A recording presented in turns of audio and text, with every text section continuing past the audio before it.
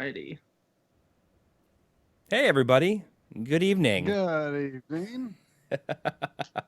We're just amazed. We were just talking about there's like, how is there almost 100 people watching before the stream has even started? Right now. Yeah. Yeah, we don't. Can anyone tell us why there's so many people here right now? Is everyone interested to hear about the NES Mini? There's been like tons and tons of live streams of this thing, tons and tons of videos out there. I actually saw one comment that was like, "Oh, another NES Mini video, thumbs down." Yeah. I honestly feel so bad because like I'm new to the YouTube thing, and I get lost in reading comments, which is the worst thing someone can do. Mm-hmm. And by the way, you guys have the most polite people in your comments. In general, it's shocking, in really. general, and every once in a while you get like that one guy who's just like, yeah, I guess it takes him, a month and a half to make an hour-long video. And then there's like 80 people that are like, shut up. Like, come on. Like, you guys are swimming in all that YouTube money right now. Oh, it's yeah. like, you're tens of dollars. Tonight we are just joined by Wes from Second Opinion Games, who was nice enough to secure us a NES Mini for this episode. So thank you very much. Yeah, we were on your podcast. How long ago was it? Like 4 months ago, maybe? No, it was longer than that. It was like right before summer, I think. I think it was like springtime-ish.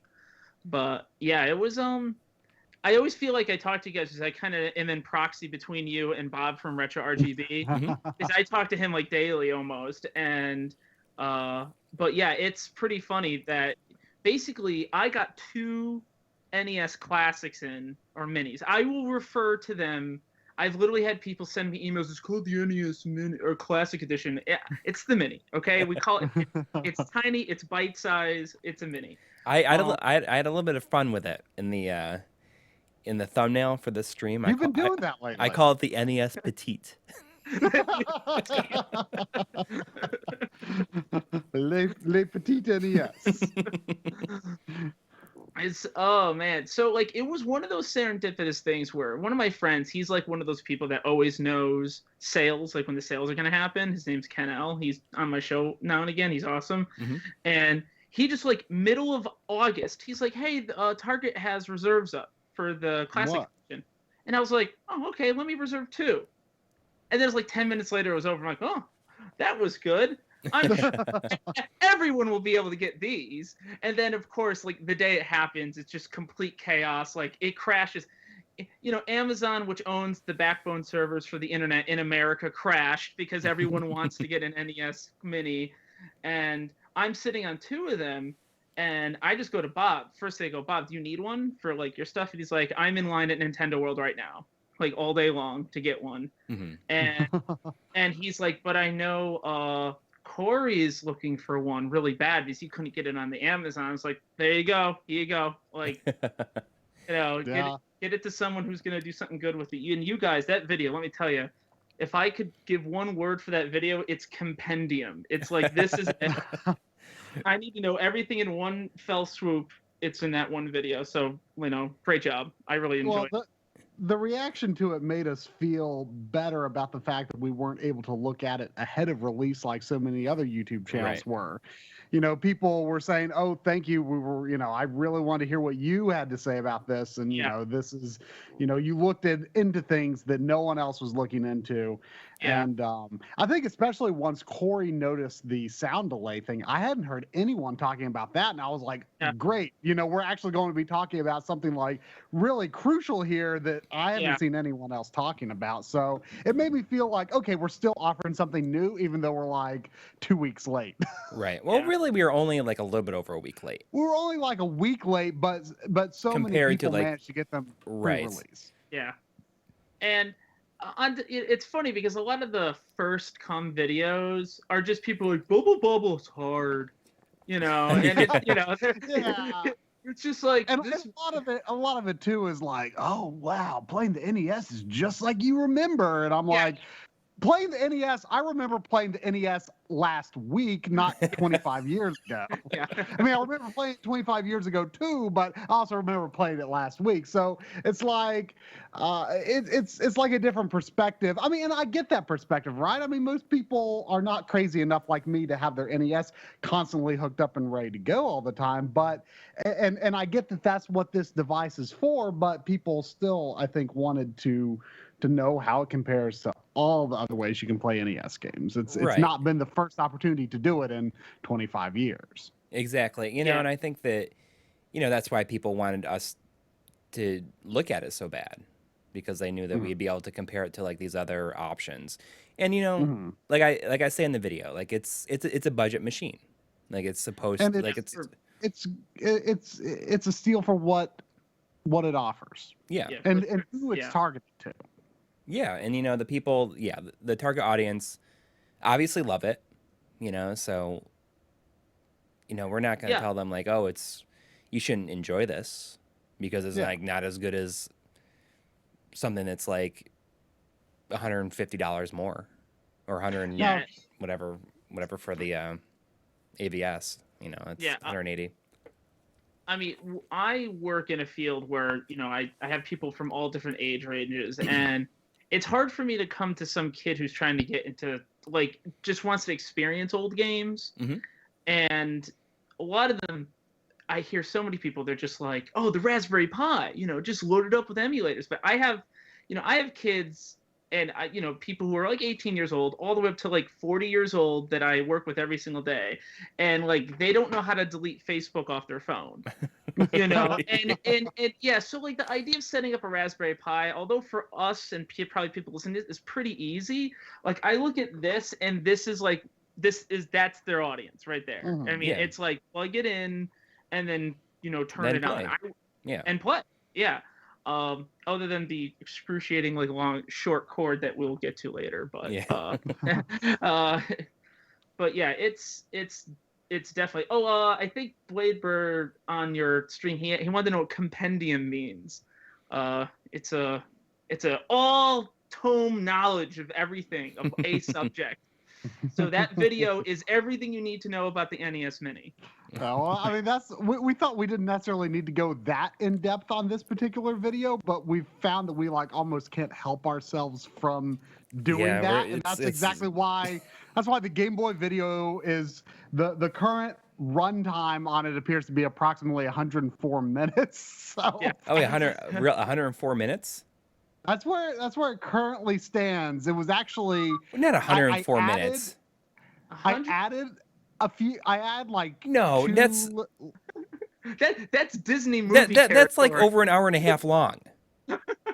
What did I say? 104 minutes? You said an hour and 4 minutes. Okay. I told you. I meant an hour. It's like a movie. I don't know what I said. Game Boy History, the movie. I have been totally out of it over Thanksgiving break. I haven't used a computer in like 4 days, so I don't even know what's going on unless you count 3DS as a computer. You know, I've been off on break and away from the Game Boy episode.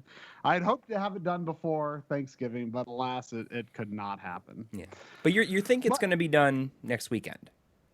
Yeah, I mean, hopefully by the. I'm not making any promises. No promises.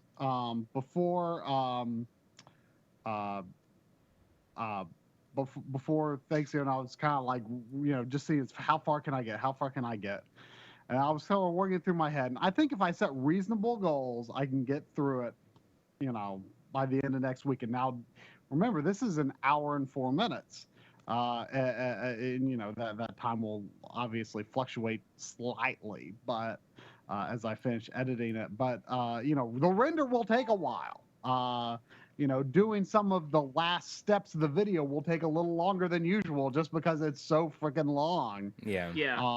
But it's I think I'm past the hardest parts. I mean, we'll just have to see. It's just that there's roughly like, you know, 35 minutes of editing for me to still get through.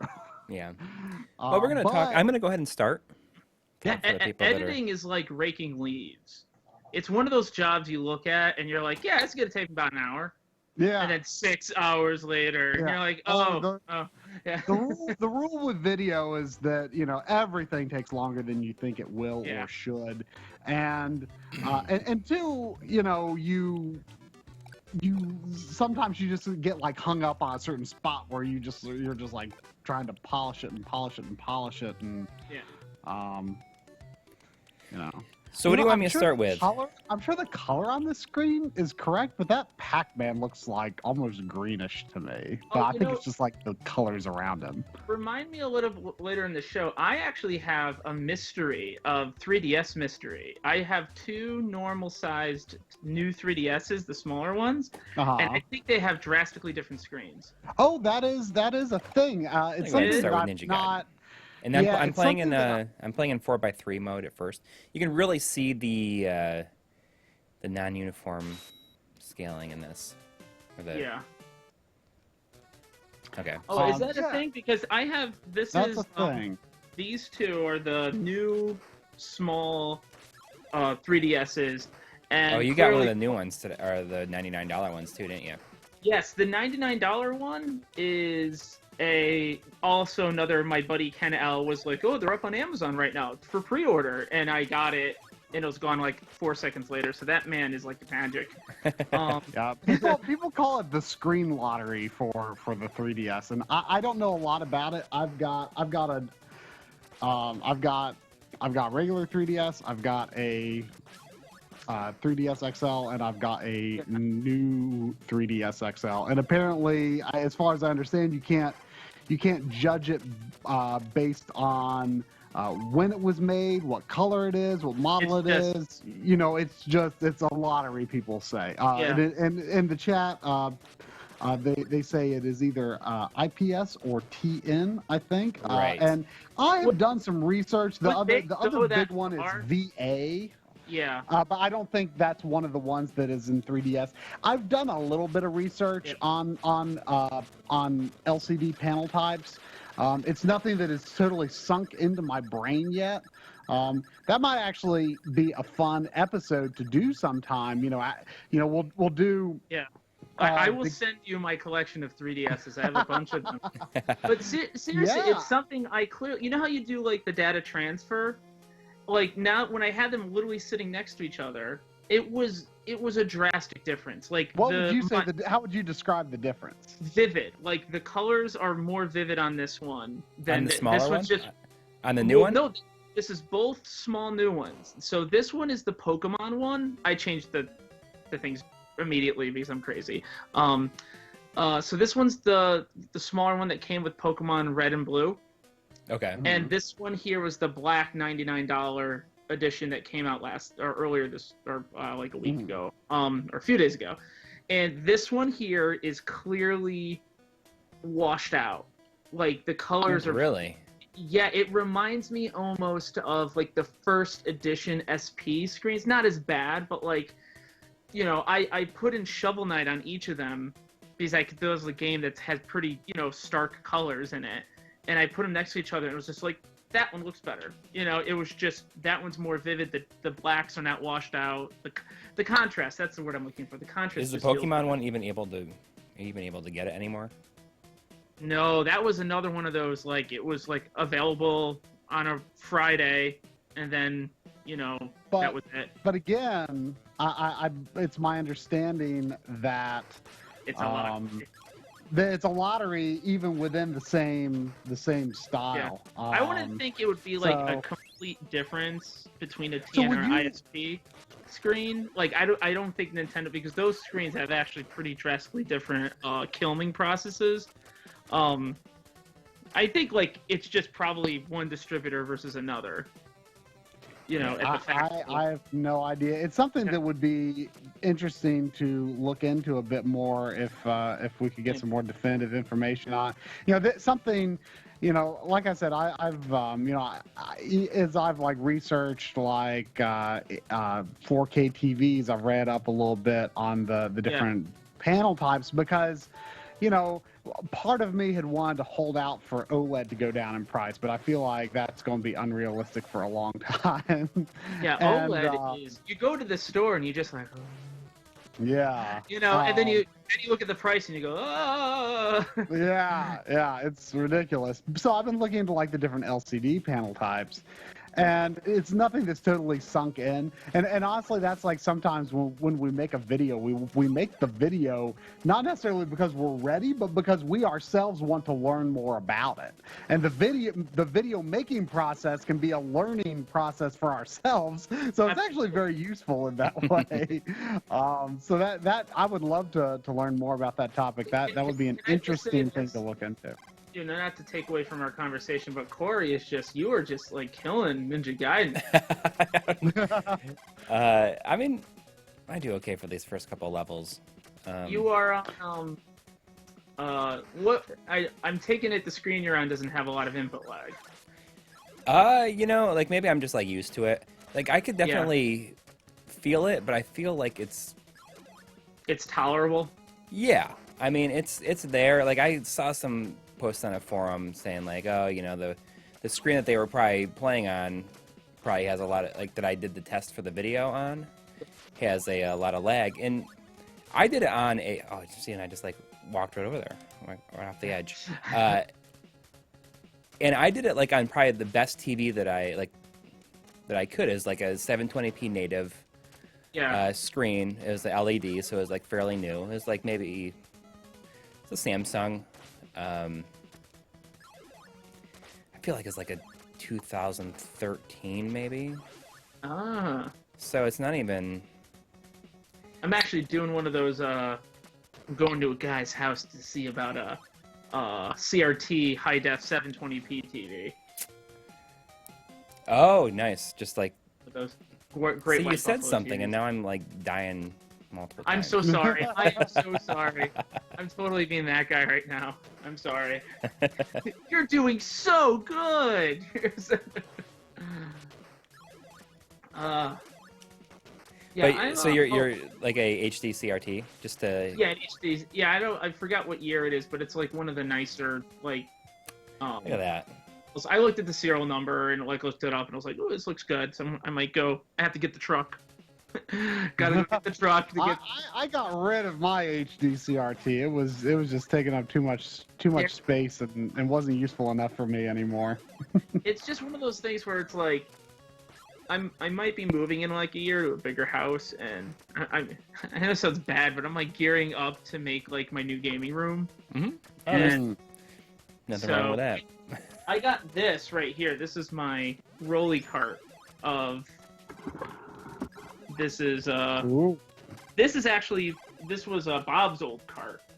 He gave it to me, and I just everything here is RGB modded or just ready. Nice. Yeah, and this is ready to go.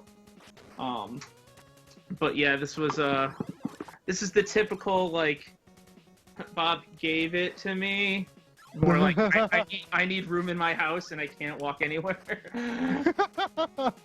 that is how I have a lot of the Game Boy stuff right now. Though I'm definitely giving it back to him because he needed some space, so he just sent me like all this Game Boy stuff like a year ago. And now I'm like, well, I want space, so you're definitely getting all this stuff back, Bob. Yeah. But yeah, with the HD CRT. Now you do know that like they're digital TVs. Like that you aren't going to get they will display 240p, but they won't display in 240p. You don't get the scan line effect. You can't use light guns. Oh no, this is clearly for a very small sect of, PS3. Xbox 360 games. That's pretty much it. Yeah. I mean, weird narrow time. Yeah. I mean, when I upgraded, it was, I started off the HD era on my HD CRT that I'd had for a while, but even moving from that to a fixed pixel LCD display, even though it was only a 32-inch LCD, like it was a big upgrade in terms of clarity because like the smaller text used in a lot of HD games and stuff, it's not that you couldn't read it, but it was not as clear as it is on a fixed pixel display. Yeah. I mean, it's. I got questions towards. First off, yes, I should try the homebrew on my 3DSs. I could do a color accurate test, and someone asked me, "What's my GameCube solution?" Yeah, you're gonna laugh at me. Right now, it's just S-Video into my PVM. That's what I had for the longest time. Oh. Yeah, and the thing is, it's like it literally is. Oh, should I do the RGB mob? And Bob keeps telling me, Wes, I got something coming down the pipe for you, buddy. You know, and I'm waiting for it. So it's one of those things where, you know, for the longest time I went without having an RGB modded N64 because Bob wanted we wanted to try out the best one, and I've literally made a Hot Rod N64 that has the overclock mod. Oh right. The RGB mod, and the HDMI mod. And I'm like, this is the most powerful N64 in the world. You know? I forgot about the overclock mod. I haven't really looked into it. I've heard of it, but I never looked into it much. Like, what's the deal with that? That kind of scares me. So I was actually going to do one for you guys and send it to one of you over the summertime as like a surprise. And blew up 2 of them. So far, successfully done it once. It's really a brute force mod. You're pumping a higher voltage into the CPU or the GPU. That's kind of scary. It's scary. And I don't like ruining these systems too. So like I'm kind of nervous on doing another one. But I will say this: it makes certain games that don't have a frame rate cap, like all of the rare games. Perfect Dark, Conkers, all of them, Banjo-Kazooie, all of them do not. I should turn that off. Did you guys hear that? I heard a little small click or something. Okay. No. I'm getting like messages, but they're just coming through here. Good. What was I talking about? Those games are playable. Like Conker's Bad Fur Day goes down to like 3 frames per second at times. Now it makes 10 frames. So it's like not awful. That's the difference. I mean, like the maybe the worst scene is just like when he's walking into the bar, like at the start when you first turn on the game to go into the save selection screen. It's like so terrible. Yep. Come on. Yeah, the later rare games like pushed the system so hard, and they did not prioritize frame rate at all. No, they're just like, we want to have all of these googly-eyed characters in the room at this time. If we worked hard on them, you know. And it's totally silly. Nintendo had that locked frame rate with all their games. So like at any given time in like Ocarina of Time, there's only like 3 people in a room. You know, max. You know, there's never like this like large amount of wacky things going on. And Rare, they just didn't care. They're just like, yeah, whatever. You know. So do you have to put like is there a way to put like a more heavy duty heat sink on, or is it purely? It's the act of lifting the pins off of the CPU, and some Castlevania. And I know, right? This is another one that has like a severe, like you can hear the delay in the whip sound. And I actually had it slotted in to use as an additional comparison, but I didn't feel like it was that obvious, so I cut it. There's a question in the chat real quick asking, did the live stream videos get stored somewhere to rewatch? Yes, if you go to just our front page on YouTube, just youtube.com/mylifeingame, if you scroll down a bit, you'll find a live stream archive. We don't post them as normal content, so you won't find them, you know, that way. You know, we don't want them posted as regular videos. But so the archives are unlisted, but you can find a public playlist to look at them. Right. So anyway, going on. You're talking about overclocked N64. Yes. So basically this is what you do. You find one of the capacitors from the power supply, and you just take 2 wires off of them. You have to find 2 pin sets off of the CPU or GPU, I don't remember which one it is. You lift them up, you lift the pins up. And this is where the tricky part is. And I've seen people, you have to put like a little line of electrical tape underneath it, and you solder to the 2 wires into the CPU. The problem is if those pins break, you're kind of screwed. Like, there's no way you can really get into that. And every time I do it, it'll solder, it'll work, and the system will turn on, everything's going great, and I feel like it heats up just enough that my solders weren't good enough, and it just it just popped right off, and I was like, the second time I did it, I'm gonna be honest. Okay, I kind of did a little Icarus, flying too high into the sun. I did the triple overclock. It worked. The second one I did worked great, and I should have just sent it to you. And I was like, great. I'm like, no, I'm gonna go all out. I'm gonna do even more power.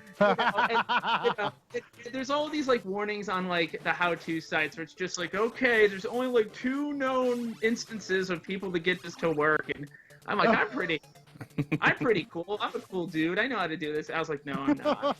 I literally the system got so overheated so quickly, and I wasn't paying attention that like a puff of smoke shot out of it, and it just died. And I was like, bad enough dude to overclock the N64. Clearly not this dude. Well, that's interesting, kind of scary. It's like not something I would probably want to use for my main N64 just because I'd almost be too scared, but not a daily driver. The low end, it's called the 0.5. It's a small voltage boost. Literally doesn't change the heat curve at all. That's what I have on this one here. So it's not like, I have to worry about that. But beyond that, yeah, people were put like little heat sinks with fans on them, and it's one of those issues where you're just like, okay, like, how is this a daily driver? No, then go crazy. Yeah. But yeah, that one I felt bad with. You guys that. I mean, that's interesting. We would totally do a video on something like that, or rather, I would. Corey is not an N64 guy at all, but I am. Yeah, it doesn't do much for me. Well, it's all right though. What's some of the stuff you're into, Corey? In terms of like mods, or just anything. Like if you were to get some stuff. Well, our friend in the chat there, Voltar, just updated my PC Engine RGB mod. Looks a lot better. Yes, and Voltar, I'm aware of that was the old method. Yeah. He was like, that is the older method. Yeah. He did a fantastic job on my PC Engine. You should have seen like the mess that it was before. And you just like rewired it up inside. It looks gorgeous. Not that I can see the inside of it, but you just get the feeling that you can tell that it works a lot better now. Yeah. He's also going to be doing a couple of other mods for me in the future. It turns out that he lives about 2.5 hours away from me, so I'm going to be. Oh, that's awesome. Going down and visiting and bringing a whole bunch of stuff for him to do. And it's going to be fun because like I'm going to shoot some video of a whole bunch of it. Yeah. And I felt bad because now Bob moved a little further away from me. Yeah, he moved into the city. Oh yeah, he's like in the city too. He lives in like right near Central Park, so. Wow. Yeah, it's pretty awesome. So this level here is really quick. This is our friend the Pixel Purist. Firebrand X likes to use the red on the bricks in the background is like one of his main things. Like he used it a whole bunch to compare to create his like unsaturated palette. And really? That's awesome. He was really arguing for sort of a more purplish pinkish background in this level, and a lot of people were like, no, it should be red. And he's like, no, when I do the direct capture of the composite signal, it is more this pinkish purplish color. And at least is in my memory, I think that's the color it was. And unfortunately, I've been like he sends us a bunch of emails. He's like, doing research on NES color palettes and stuff. And unfortunately, I've been so busy with the GameCube episode that I just have not been keeping up with them at all. So I'm not really sure what the latest thing is. Well, I know I do remember skimming. He's retitling it, calling it's no longer going to be Unsaturated. It's going to be called Nostalgia now. Ooh. Yeah, and he's making like a palette suite, a few tweaked things and a few more pure things. I think the latest thing that I really had a chance to read about was he was talking about some people arguing against the greenish browns or the olive browns as he called them. Like for example, like in Mario 1, Mario's mustache and overalls are more kind of this olive color rather than like brown, like you would expect them to be. And a lot of people were saying, no, they should be brown. And I like the olive color. One of the first things I noticed on the default palette for the AVS was that the browns on the cliffside were really this strong dark brown. And that wasn't how I was used to seeing them. I saw them as more of this, I don't know, just a different color. And when I saw him compare that, I realized, oh, it's that olive color that I was expecting to see. Yeah. It's the same color as Mario's overalls and mustache, even though you perceive it as brown. But if you really look at it, you're like, oh, like Mario's mustache is actually kind of green. Yeah.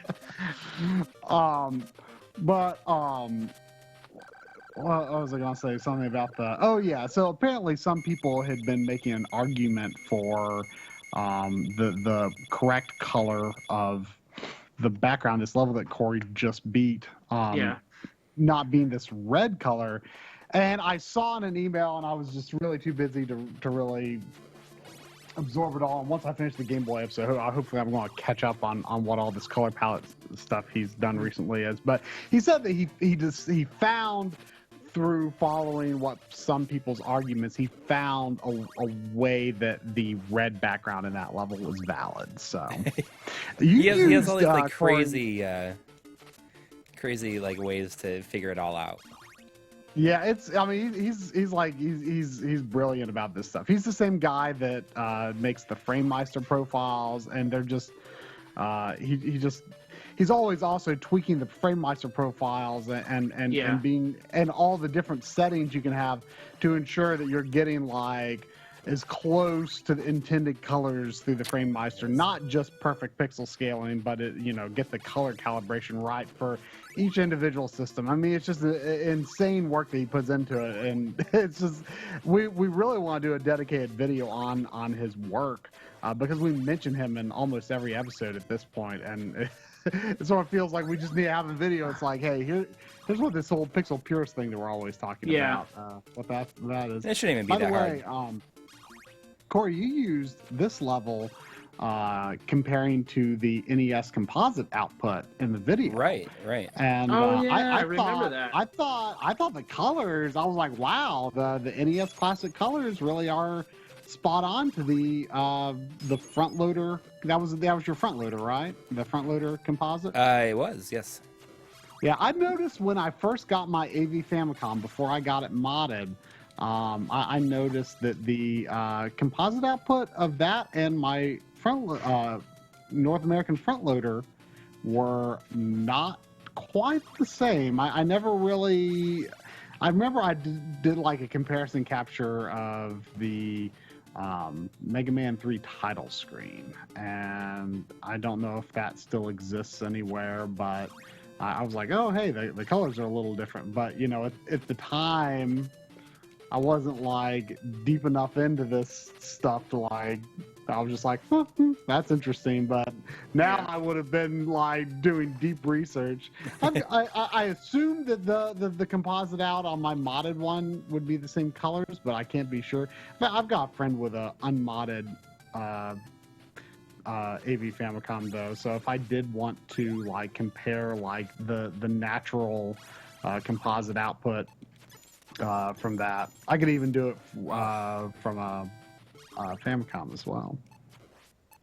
This was the first time for that shot. Is the first time I used my original or my cartridge since my Castlevania cartridge, because I try not to use it because I had it signed by the composer at MagFest, like the first year we went. Was it the first year? Why would you try not to?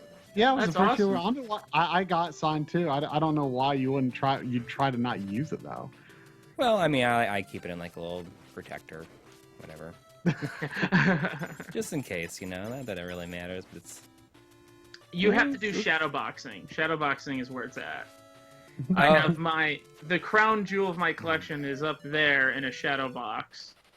That's my Chrono Trigger prototype cartridge. Oh, how did you get into contact with that? You know, there's things and people and stuff. Things and people. You want to know what? Dude, there's some glitchiness there. 6 degrees of separation. I knew someone that worked for Atari back like in the early 2000s when Atari was still kind of making games, and that person worked as a localizer for Square Enix or Squaresoft. Oh, so like worked with because Ted Woolsey did Chrono Trigger, right? I don't know. You might be right. This was kind of like a low level. But I mean, person. I don't know if he did it. Yeah. Jeez. But he went to Japan and stuff, and I helped him out with some things and like tech stuff, and he gave it to me as a gift, like as in like, oh, I have this. I was like, oh, yes, I'll take that. So, is there anything different about it? Is it like full... It's all in Japanese, but there's a debug mode that you can access, and you can change the scales, like the hit percentages of all the monsters. Oh wow! And like all your characters, and like you change the hit percentages of all the attacks, and it's like, I'm kind of a noob in the woods. I don't know Japanese, so I've actually had a friend who could read a little bit Japanese. We kind of went through it one day. And the sad I love that you could see like I love that you could see like the last level in the background here. That was awesome. You don't really know it at the time. Yeah, I never thought about that. Foreshadowing. I mean, you know, that clock tower is such a iconic thing in these games that you almost don't even think about it anymore. So have you guys heard, like, my finger has kind of been off of the pulse of this thing since we released the video. I did it. Oh my gosh. I got so lucky right there. Have you heard anything about who got this thing back in stock at any point? Has anyone heard anything about the standalone controllers? Because that's what I want. So I actually was able to, because I reserved it on that weird Target day, I have an extra standalone controller in a box. I haven't opened it yet. I didn't think these things are going to be crazy. I just was like, I reserved 2 of them because one of them I was going to take apart and like futz around with it, and the second one I was going to have. But what happened was then Friday, the Friday of no NES Minis, I still have it in the box. It's upstairs.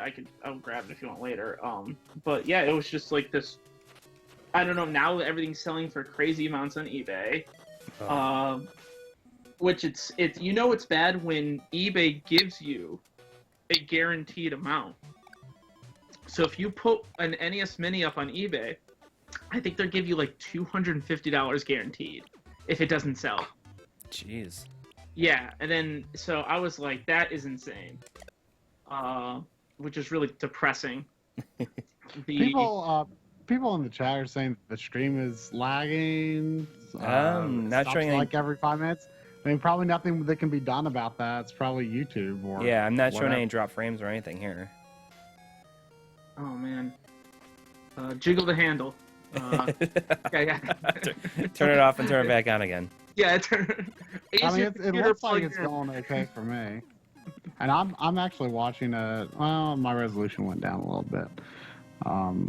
Normally I have trouble watching, but yeah, I don't need like the NES Mini itself that badly, but I definited I just really want to play Shovel Knight with the NES controller. Yeah. That's it feels all I good. I really want to do. But I mean, I'm assuming like if the first of the year you'll be able to just get them. Well, it's funny because I did a whole tirade on my podcast about the NES Mini like the whole debacle of its launch on how just a few things. One is people want to tout out the old Nintendo adage of because Hiroshi Yamauchi made that comment back in like 1989 or something about like, oh, let's hold back the stock to build up this, and it's like, yeah, but people still believe that that's what they're doing. And this is what I tell people every single time, like, it would make sense if this happened and then like right before Christmas, Nintendo releases a whole bunch of them so they make money, because that's why companies exist. They need to make money at some point. And Nintendo continually, year after year, just leaves money on the table because they're not making any money on this in the secondary market. Nintendo's not like a bunch of like YouTubers saying, haha, now we'll sell this for $300. Yeah. And the thing is people are like, well, what was Nintendo's idea? And I go, well, I've been following this company for 30 years now, and they're just, they'll have an idea. They'll go, oh, isn't this a quaint little product?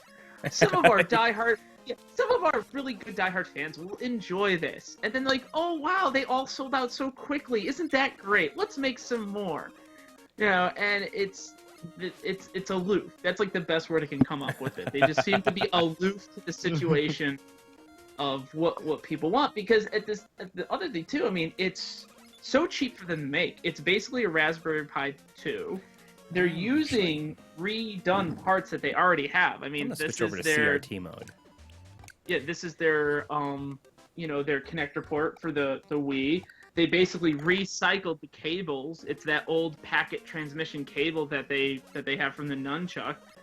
And I mean, this thing is I don't want to say cutting corners, but it's as budget minded for everybody. They're making a huge overhead on this, which is great. Mm-hmm. But they need to make them. They need to make them available for humans to buy them. Yeah. Normally, I wouldn't be surprised if they were, staggering shipments to some small degree, because they don't want them all to just be sold first day. I mean, they want some to be available through the holiday season, but I mean, it's not like they're just making less units to make it seem rare. Like, what's the point of that? At the end of the day, you want. I think it was Steve Jobs said this years ago when there was the huge like iPhone shortages, and people were like, "Oh, you're doing this on purpose," and he's like, "No, I'd rather sell all our iPhones so we make more money." It was like that dumb. It's just like exactly. If we could sell 1 billion iPhones in a day, I would have 1 billion iPhones waiting in a store. And. Mm-hmm. And I just think, I think someone in the thing that says Nintendo of America is a pretty conservative company, and I think they're absolutely right, because the Famicom Mini is very buyable. I could buy a Famicom Mini and have it delivered to my house from Japan for like $115. I kind of want to get one. I want to get one too. And I was like, $150. It's the import thing and this and that. But like the NES Classic Edition, that thing is $300. The controllers are $300. It's yeah, I mean the controllers are going to be available. I keep going to the store.nintendo.com every once in a while, because that's like. Do they even have a product page for it? They have a product page for the NES Classic. I haven't looked in a few days, but I'm going to look now. But that's where you can sometimes find things that don't exist anywhere else. Like you can get official charging docks and rechargeable batteries for Wii remotes. That you can't get that anywhere else. I think you have to get some things like I think one of the 3DS charging docks, maybe the XL charging dock. I forget exactly. You could only get there. So the high capacity Wii U battery. Yep. Mm-hmm. I got a few of those. Yep. I don't know. I'll never be able to get them again. I got that too. It's crucial. So I mean, that's like, I feel like that's a place that like a lot of people don't really look at, and it's like kind of surprising the things you can find there. Like, I mean, I bought a brand new N64 controller there like 8 years ago. Yeah.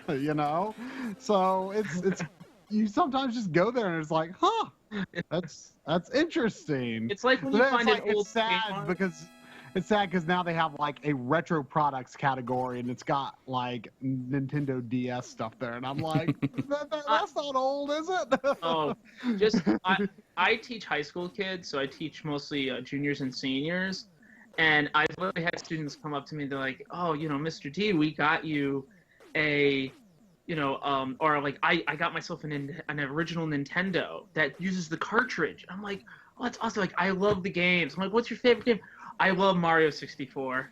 That's such a great game, and even then, they have no concept of like older games. Like they just know like dun dun dun dun dun dun. That's just like they don't connect that to the original Super Mario Brothers. Like they don't have they just that's a Mario theme. That's like Mario's like he's a guy on video games. And that's why it's so important for us to like preserve like the context of the experience of having gone through that era. I mean, it's not just about the history of when it was released and all that. It's what was it like at the time? What was the context of that time when these products were released?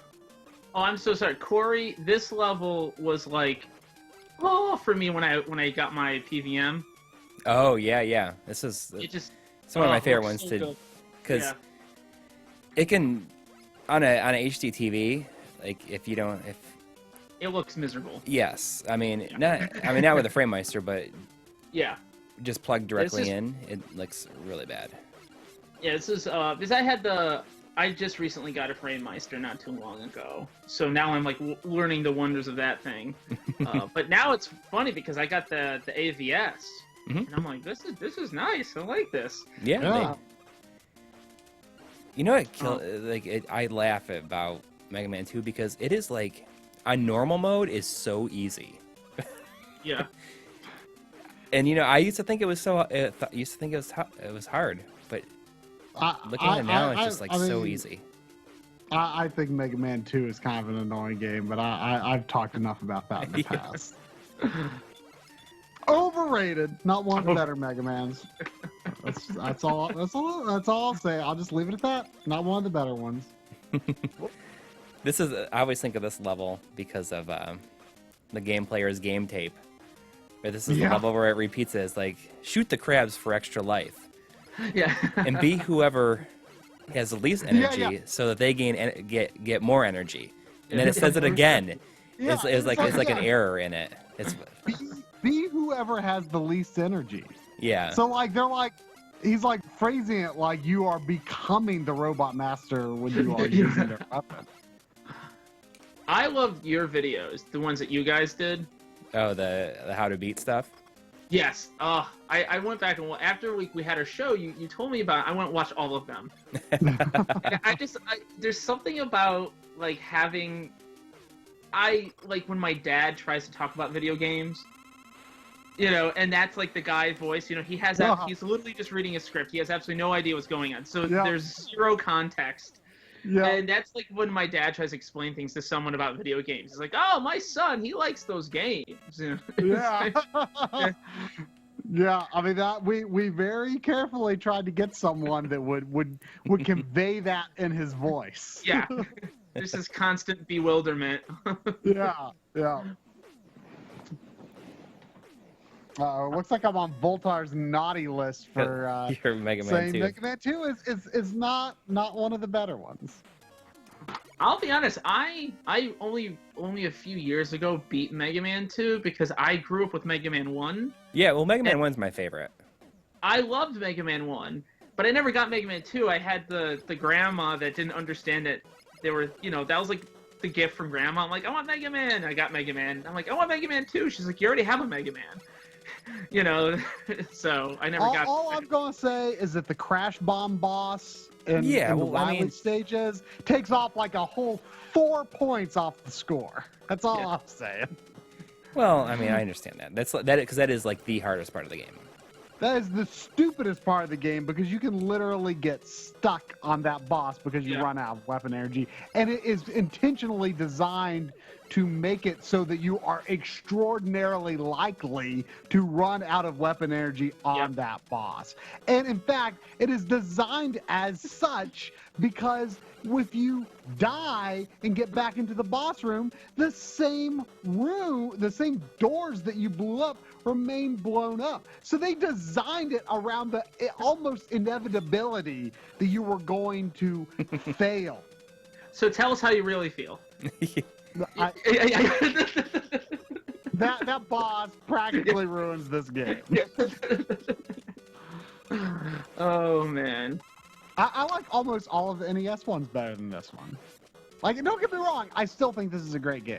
When I say that it's overrated, that does not mean I dislike it. I like it, but what does baffle me is the almost unanimous, like, oh yeah, Mega Man 2 is like the obvious best one. Yeah. And it's just like, to me, it's not, I don't see where that like obvious best comes from. I don't see it. Fine game, got some flaws, but I'm just baffled by this, like, oh yeah, I mean, it's of course it's the best one. It just baffles me because there's nothing particularly wrong about any of them. They're all good. I was just, see, I have that, a lot of people have fond memories of Simon's Quest, and I was one of the few people, like, when that game came out, I was like, as a kid, I'm like, this game is awful. Like, I didn't know what to do. No one made it. Nothing made sense. I didn't know where to go. I didn't know anyone. And for some reason, like, people are like, oh yeah, Simon's Quest was a great game. I'm like, no, it really wasn't. There's clearly things in there to make you buy the Nintendo Power. There's, See, I didn't think about it that way. I actually did use the Game Player's game tape to figure that out, though. See, I never owned it. My neighbor had it. I was that kid that had the notebook. Like, I'd take stuff down, and I would play this game, and there's a point in time like, this game's stupid.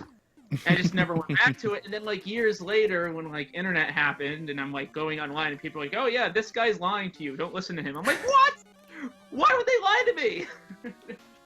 And they're like, oh, you have to go to this corner and kneel down. I'm like, how would I have ever known that? And it's like, that was one of those graveyard duck. I wanted Castlevania 3 on the NES Mini, but yeah, beggars can't be choosers. Usually that. I feel like Castlevania 3. I always like that these floating things have energy things in their foreheads. Castlevania 3, like, I want to get the Japanese version because apparently it's like. The music. Well, apparently it's a lot more fair. Like they artificially beefed up the difficulty in the NES version. And I'd like to have the Japanese version because I feel like if it were a more fair game, I feel like I would it would probably be my favorite of the old style Castlevania. Yeah, I would. It's like so good, but it's like unfair too. I know what you mean. Yeah, I know what you mean. I just like by the end of the game, every enemy does like 4 hits of damage. Yes, absolutely. So I don't know. Maybe I can field this question out to the people in the chat. What are some of the games that you guys would probably want to see in a Super Nintendo Entertainment System Mini? Oh man. Let's let them go crazy on that one. I mean, the crazy thing with a Super Nintendo Mini is that, and I feel like Square actually might not sign up for that, to do that, because I mean their games have so much value to them in other ways that they could release them. But wow, everyone's going crazy. It's like yeah, I mean, but like stuff like Chrono Trigger, the Final Fantasies, like that's almost too much. Well, I could see Square putting like Super Mario RPG on there. Yeah, now that should happen for sure. That should happen for sure. Yoshi's Island has never gotten a virtual console release, if I'm not mistaken, other than like the GBA virtual console. Yeah, I think you're right. Yeah, you're right. And I don't know if it's like if there's some technical reason that makes it difficult to emulate. I don't. Well, I remember when I talked to what's his name from Yacht Club Games? Not Sean Velasco? No, the Wozniak. The guy. It's not Steve. It's Nick Wozniak, I think. He's one of that name sounds familiar. Yeah, he's like one of the 3 people that made the game. Shovel. He was telling me because a lot of people were giving Nintendo crap about the new 3DS not being able to play Super Nintendo games. Mm-hmm. And he was like, "Listen, I've worked with the 3DS architecture. That doesn't surprise me."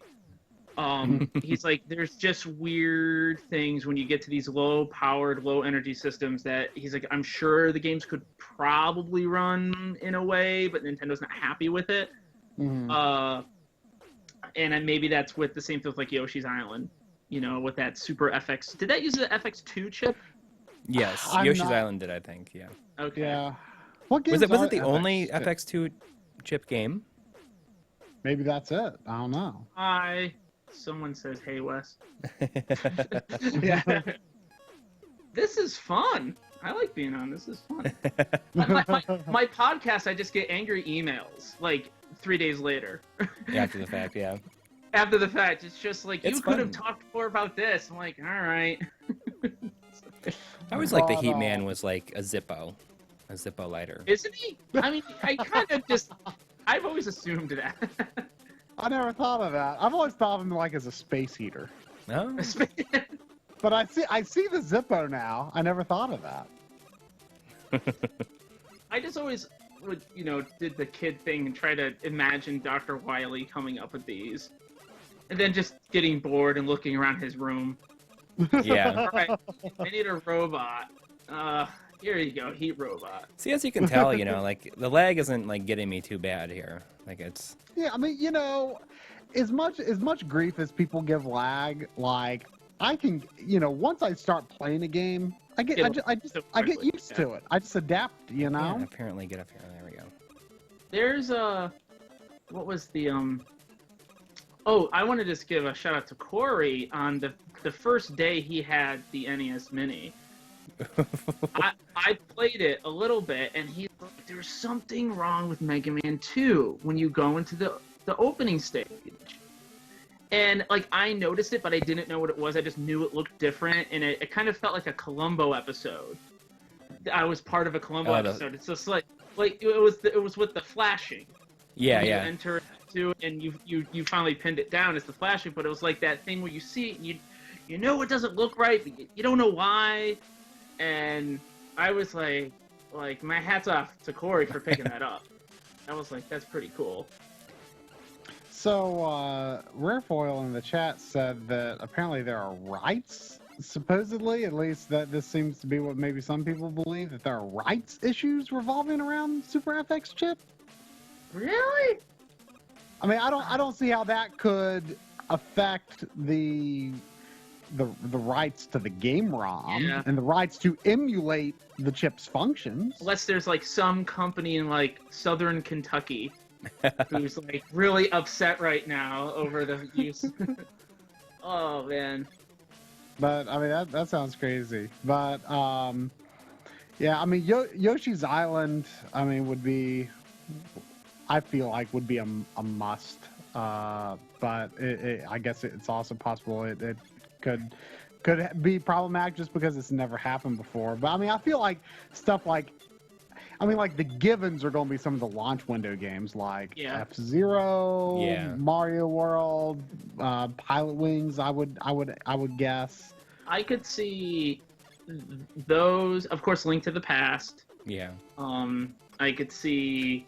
A lot of people said Castlevania for absolutely. Yeah, Contra 3. Star Fox. Yeah. Contra 3 for sure. Oh yeah, I loved Alien Wars. But I mean, it's crazy. I mean, just like thinking about like that. You could put 10 games on a Super NES one, and it'd be worth it. Yeah. You could release it with just Link to the Past on it, and it would be worth it. Yeah, this is our Link to the Past box. It's just a treasure chest. Yeah. With like a little HDMI out. Yeah. No controller there. You got to buy that yourself. But you do, like there's just so many good Super Nintendo games to put on there.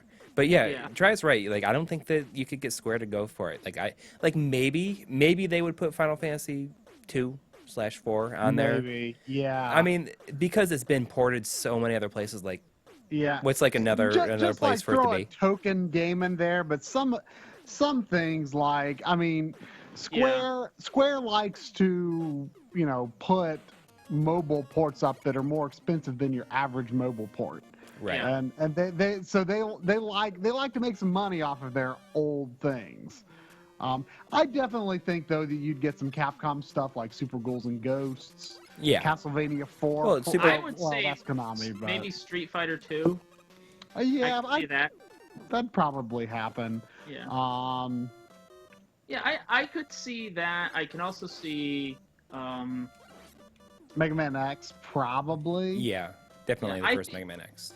And that's a great game. It's an amazing game. Capcom has a very close relationship with Nintendo. They will allow, I think, something like that. And I think you would definitely see some Konami things. You'd probably see Castlevania 4. You would probably see Contra 3, I would guess. I don't know what their deal with Contra 1 is. Yeah. Why won't they re-release the NES version of Contra 1? I have no idea. And that is weird. I mean, why is never came out on Virtual Console? The one thing that happened, unless I'm remembering Turtles wrong, in Time. That is an awesome game. Sorry, someone that ain't happening. No, I don't think. I know, but man, and that was the best version too. Was the Super Nintendo version of that game. I want to say that Contra 1 NES was in Contra 4. I think. Was it? Is it unlockable? I think so.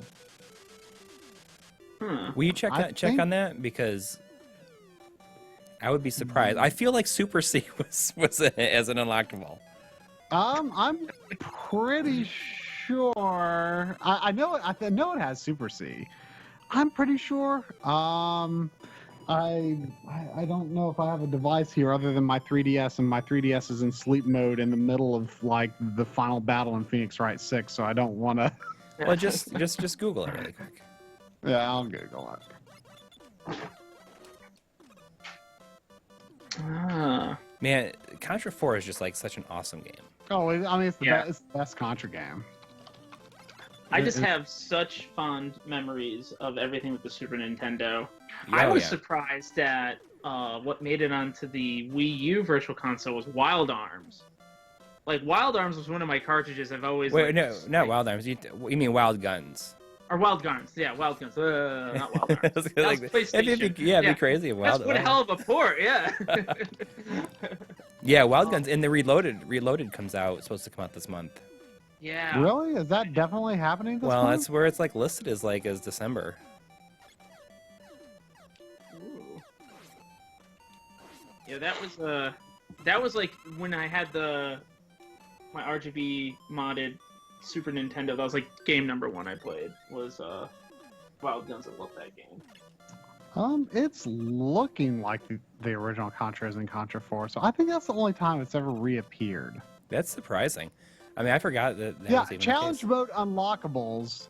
Contra NES beat 4. You can unlock it by beating 4 challenges in challenge mode. So I think that's the only time that the NES version has ever come back. Yeah. Which is the best version of the game and one of the best Contra games. I will say this: the one nice thing about these games coming out too is it's has a tempering effect on the resale market. A great example. I don't know. I've heard a lot of people talking about how, now people are oh, I want to get a real system. Like the Adventures of Tron Bon, it's because I remember when Wild Guns came out, it went down not a significant amount, but a noticeable amount on eBay. I feel like people were just oh, I guess now you can actually buy it. Yeah. Digitally. The prices are inflated in any sense of the word. Yeah, I mean the new game is definitely going to, I think, soothe my soul for not having a physical copy of the original Wild Guns. Plus, you can have 4 players playing as a dachshund in it. So I mean, I'm sold. Yeah. Yeah. That's all it took. Yeah, but it's supposed to be out this month. I don't think there's like a specific release date. I'm wondering if they're going to release it the same way they did the River City Tokyo Rumble. Yeah, I think that's what's going to happen because I know it's like through Amazon. Oh, it's through Play Asia so far. But I think that they're going to do it with Amazon as well. Play Asia has it listed for this month, and it is and it is the U.S. version because it has the SRB. Oh, can you pre-order it there yet? Yes. Oh. It's $39.99.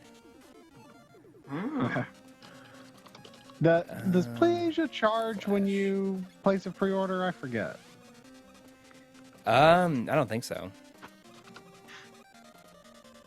Oh, man. Wild Guns Reloaded US. There it is. There it is. There it is. Not Everyone, all my friends are buying Final Fantasy 15. Man. Just want Wild Guns. I just like screw myself over. No, I'm gonna. Oh look, they've also got the US version of River City. Is it? I think the ones. Oh, jeez, I just like. I don't think it comes with a keychain though. Oh, meh, whatever. I've been playing that. I played that a bunch this little break here. Oh, you didn't finish it? It's pretty short. Yeah, I mean, I just didn't have as much time as I would have liked. Yeah, I'm Oh, gonna... man. I wonder if I can do this. Like, I am really close to being able to do the one-hit kill laser things, like, without using my flash. I think I can do it. I think I can do it. Ah! I believe in you. We'll see. Amazon has the keychain version for pre-order for $30. Amazon? Wait, Amazon has what? I guess Wild Guns Reloaded? I'm looking right now. I'm not seeing it on Amazon. Oh, you aren't seeing it. I'm not seeing it.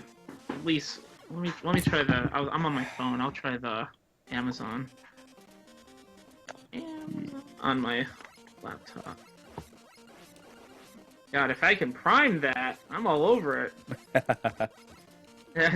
Yeah, I don't see it on Amazon. I know I should farm the tanks, but I think I can do it without. I mean, I make it to the last screen. I mean, I'm close. Yeah. Oh, and yeah, that's the other thing I will say about classic games is I'm noticing a lot of in Connecticut is the repos, like a lot of repo games that are being sold as originals. I did it. Look at that. I did it. Oh, wow. Didn't even need... You made that look easy. Well, I died like 4 times, but I think that's pretty good, considering. This part is another reason why Mega Man 2, not as good as people say. Not as good as people say. Oh, man. Man. Hey, hang on a second. I am going to run away for 10 seconds and get my credit card because I'm going to pre-order Wild Guns Reloaded while we're talking. I'm doing that right now. I think this is why God created PayPal. Yeah. I just got to put my password in, capital P, password, the number 1. There we go. That's not my real password. So.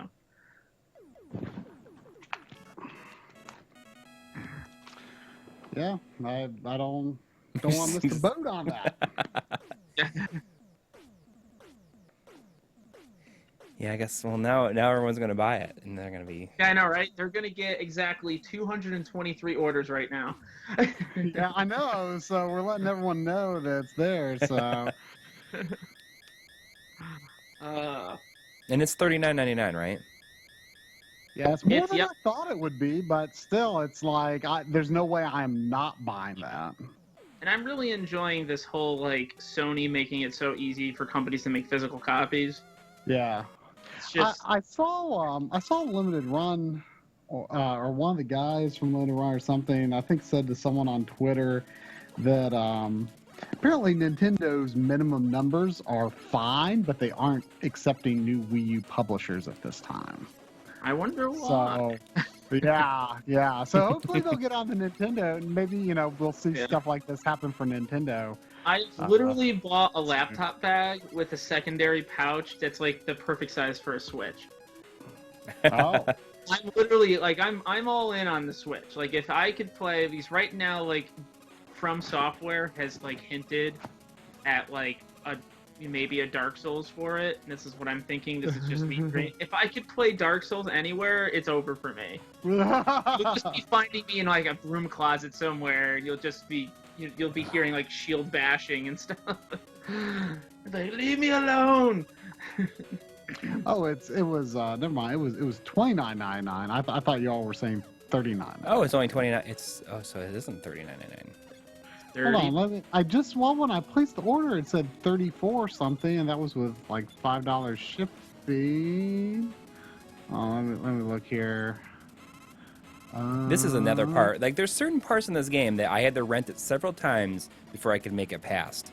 And yeah, that was $29.99. I don't. Did it say something else on the product page? No, I just thought it was $39 at some point.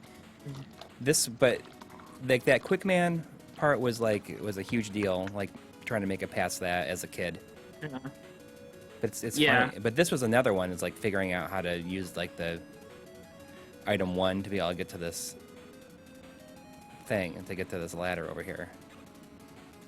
But speaking of your Switch carrying case, I haven't unloaded it yet fully, but this whole... I have that exact one! I know, right? It's awesome! It's great. I use it. This is like my gaming travel bag to this day. I can't really put systems in, but here's what I do. So I've got on the back here, I've actually got a... I have that exact Game Boy Advance case. I've been using it for my 3DS. Me too. It even fits the XL. And I've got this SP carrying case. That's crazy. And inside this, what I do is I put the 3DS charger in it. In this SP case. So I use the little hooks on it and hook them to the back of the GameCube carrying case. And then... You are ready for action. So what I did, on the zipper part, I put a 3DS charge cable that plugs into any USB port. Ah. Because I didn't want to, go around with the big honking thing. But, oh, my God. That's so nice. Yeah, so that's my gaming travel bag all the time. I mean, granted, I can't really put any other systems in it, but like, if I do travel with a system, like I'll put it in another bag, but I'll like put like my games and stuff in this bag. So games and controllers and stuff. But yeah, but I always at the very least, I've got the 3DS hooked to the back and Game Boy Advance pouches. Oh man! But I mean, I've had those since I want to say I got all those like the Christmas, like after the GameCube and Game Boy Advance came out. I was I think a freshman or sophomore in college when the GameCube, like that whole stuff hit. Yeah, I was a senior in high school. Yeah, man, that little purple. It's funny too because like it's funny when you brought up Yoshi's Island earlier. Because that's one of those games that, like, I couldn't tell anyone I liked. I'm sorry, Corey. Yeah. No, so it's nothing, not your fault. I knew it was coming. The thing that gets me about this one is that Mega Man 1 if you hit spikes, even if you're like have invincibility frames, you are like gonna die. You die no matter what. And in this one, you have an opportunity to get off of it, and I missed it right there. But you were saying about Yoshi's Island? I kind of went to one of those schools where you had to be the cool kid. You can't say like little kid things. And here's this game that everything looks like it's drawn by a 4-year-old. And it has like, nursery music. And so everyone's like, yeah, this game's for babies. Yeah. And I was like, yeah, totally for babies. I like got every single star piece in the game and every flower. And when the game came out, everyone's like, "Oh, purple's stupid." And I'm like, "I want the purple one. The purple one was fun." I got the purple Game Boy Color. I think the only options it released were purple and clear purple, and I liked the regular purple best. But I did get the black GameCube. But like now, I regret that because like now in retrospect, like purple is like the iconic GameCube. It's like That's like the default color of it. That's why I got it. But I don't have it anymore. I wish I still had it. But nobody, there's not a lot of people that have them. Like I know what you mean though when you say like you were like afraid to it. Like for me there was only really one thing because like for some reason I was never like afraid to like be all into Kirby and Yoshi's Island and all that never bothered me. I mean because like no one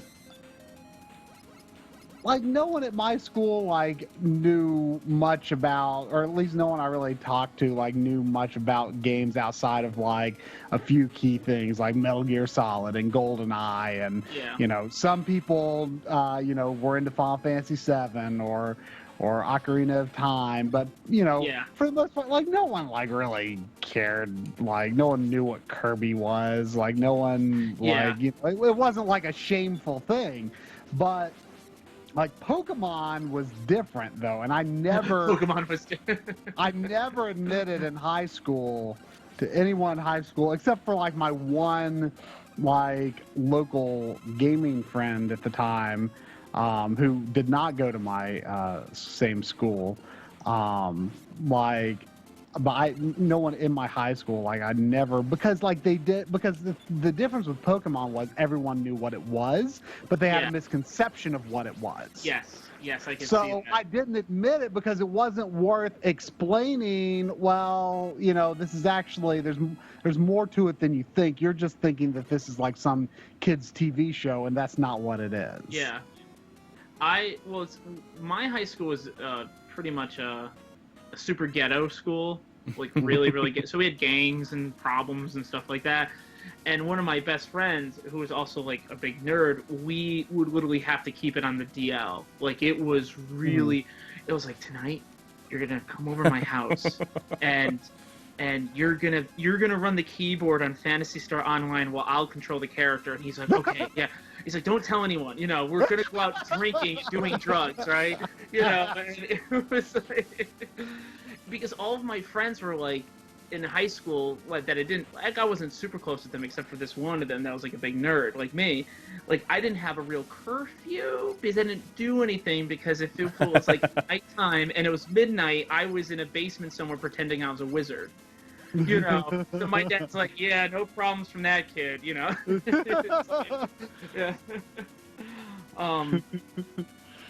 Yeah, it was definitely you didn't have to worry about that sort of stuff. I'll never forget this. When I was in college, this is a funny story I always tell people.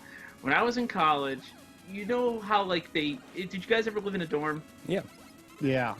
So, like the RA, he comes in, they give you like the speak about like sex and, transmitted diseases and stuff like this. Well, I was a physics student, and it was physics students, chemistry, and computer science. And it was like a room of the most nerdiest guys ever. And the guy was just like reading from a script, and he's like, 1 out of every 5 of you is going to get an STD. And I raised my hand and I go, if 1 out of 5 of us gets laid, it's a miracle. And it was just like not the group of guys you have to worry about that with. that tank sprite like blew my mind as a kid. Like the tank boss, because it's so big. Yeah, I mean, they're just playing background tricks. Yeah, but I mean, still, like Yeah, but I mean, at the time, you wouldn't have understood that. It's like crazy. Yeah. Oh no, there's the castle. I like it how Dr. Wily put bones on his castle. Yeah, I mean, why not? That's true. We're gonna see how far I can get. I've not had to use the continue, and I should get that extra life just in case. Oh, that's right. Oh, you do this. Do you want me to? Want me to hook this up in the background? I'll tell the audience about this. See if I. Oh yeah, go for it. Yeah. So talk about that. So a lot of you guys here probably know Bob from Retro RGB, and he knighted me to try this. This here is a 720p TurboGrafx 16 booster that we got from an unknown source in China for $20 on eBay. That the store quickly disappeared after we bought all two of them that were made. So this is the first time it's ever being hooked up. And so basically, we're assuming it's going to blow up your TurboGrafx somehow. Yeah. Yes, I had. This is the one of the extra TurboGrafx I have lying around that has been christened for this. We shall see. Don't want to see a TurboGrafx destroyed, but I mean, this is for science. This is for science. This is for science. So if you look right here, you have your S-Video, component and composite. I'm going to be doing I remember. I forgot. Like this is the most annoying level in the game. So like far and away. Over here. I literally saved this for today. I was like, "Ooh, I just got it in not too long ago." I was like, "I should try this." I just hope it doesn't end up like my my poor. I mean, I feel like putting something in the video output of your TurboGrafx is very unlikely to be dangerous. Yeah, I'm hoping, but we shall see. I'll be off camera for a moment. This is like when people are going to be like, he's not really doing it. It's like, no. So it's supposed to upscale, though.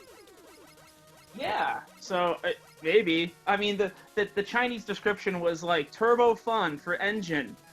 I was like, okay. For engine. Yeah. Like next gen? Or what? So each of these... Oh, there's your G-SCART. My G-SCART. Nice. My off-to-the-side systems on this car are my Jaguar and my TurboGrafx, but this is not my good TurboGrafx, so I'm going to... I have a super pristine one. And this is not it. Well, here it is. Gonna be... Ugh. I do know it works. I'm gonna try to put this thing in here. The 10,000 pin adapter. Oh, jeez, come on. Yeah, this is tough. God, who thought of this? It's like, let's have 3 rows of 50 pins each. There we go. It's always that fear, like when you put it in, like, am I bending a pin? Yeah, yeah. Bending a pin? Is this it? Did I just ruin my system? Alright, there we go. It is, now I gotta tilt the laptop. Ah! Here, wait, I'll just...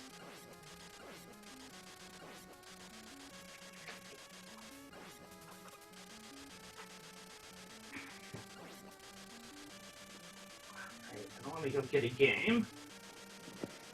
Am I crazy? Is there a weird colored NES on your shelf back there? There is. I have lots of weird color things. Have you... This is, at some point, I'm going to send you some of my modded stuff from Rose Colored Games with my buddy Matt Wiggins. Like, this is my Marvelous cartridge. Oh, wow. Wow, that is unusual. Yeah, and this here is my Earthbound Zero cartridge. Oh, and wow. when you... the little Earth lights up. Whoa. The ladies like that one. All of the, what is it? Yeah, Long's Revenge is the best game for this, right? We all know about it. Sure. Long's Revenge. Yeah.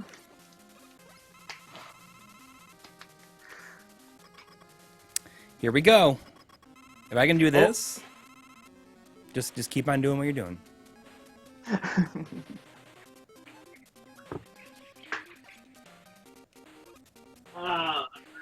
There's the controller.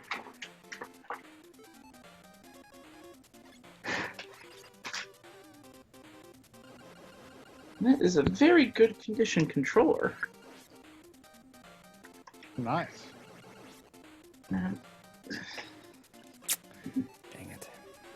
So, I love how this looks. It's like the old PC PS1 port almost. Yeah. You'd see. I don't think it's the exact same port. I knew. It's alright. It's alright. That was just a little screw. It's okay.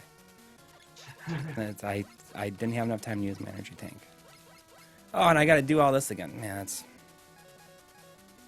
Man, oh man. Okay, let me turn the TV to my component. Ooh. Moment of truth. Moment of truth. What if it's like... the power goes out at my house, and then... So I'm gonna do a little video tour of what I just did. Right here, so, there's the TurboGrafx 16. Component cables. Component cables and the sound RCA. cable. And supposedly this is going to send a 720p yeah. component signal to your TV. Supposedly. Who knows? It might send something to my TV. So I'll point at the TV. So right now my TV, just so people know, it's a XC Sony XC 4K. It's a pretty decent 4K TV. Oh, but it doesn't kill your TV. That's the only thing you didn't account for.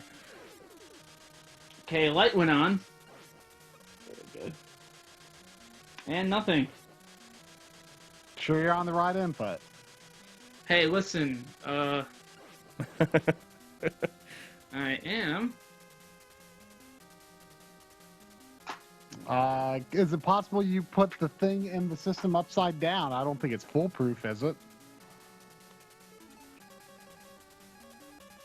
You know, there's no way I would know, because like right now when I turn it on, I mean, there's no power light on the system anyways. Well, there's a power light on the box. On the little adapter I got from... So, I mean, I can turn it over. I bought 2 of these. So...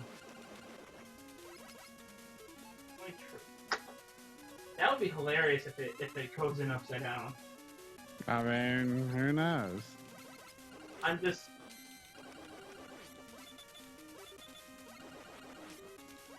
Are there any, like, buttons or switches on the board? There is nothing on it. It comes with no literature. It was literally like some random dude online selling, and he only had 2 of them, and I bought 2 of them. One of them's going to Bob. Alright, this is it. I'm trying it again. But now it's upside down. Oh, let's see. Upside down gets me this. Oh. Ooh, ah. Have you tried on channel 96? That's some real workmanship there. Something's happening. Ha. So, I guess...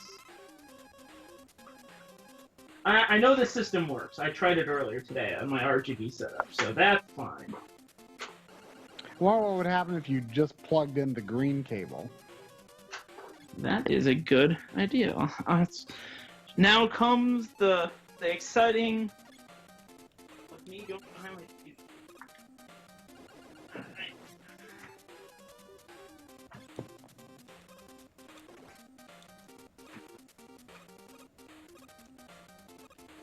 All right, so I should have 2 more crash left.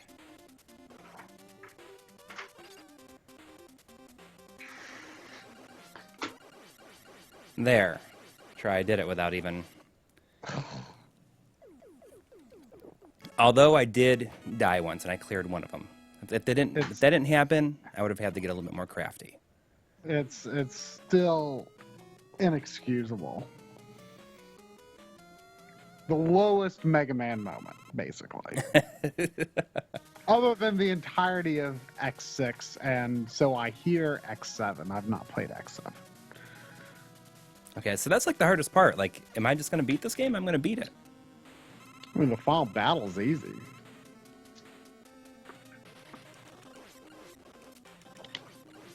I am surprised how quickly you've gotten through it.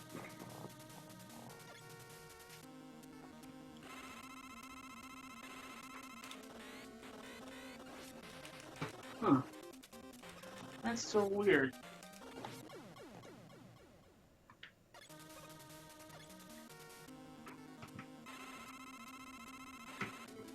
Oh, goody. So, nothing. And, you know, the sad part is now that light's not going on anymore. Uh-oh. It's... Well, you lost one out of 2 of your boards. Yeah. I mean, it could have been a lot worse. I jiggled it, and now the light went back on. Oh, good sign. There's still hope, right? There's still... Something's happening. Does anyone have, like, a Gandalf quote about hope? It was a fool's hope.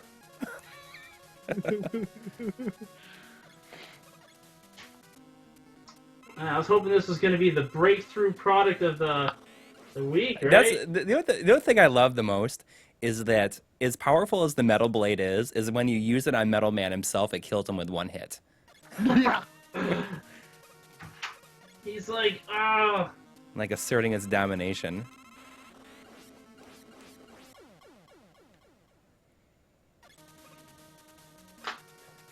Alright, well, now it's on to try the composite.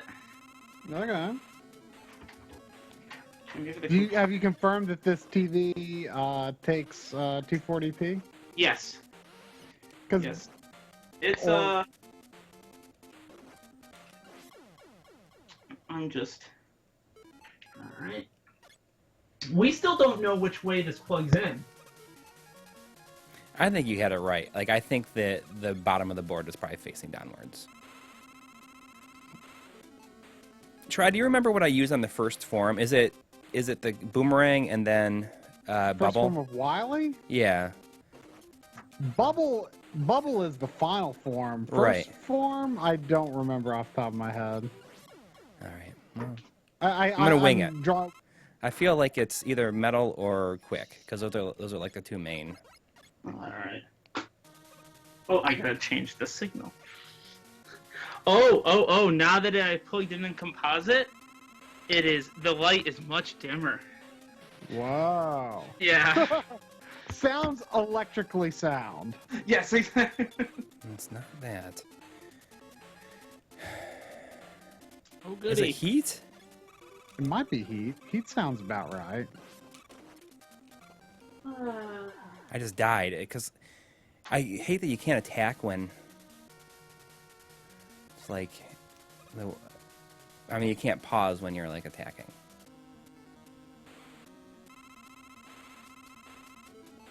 All right, is it heat?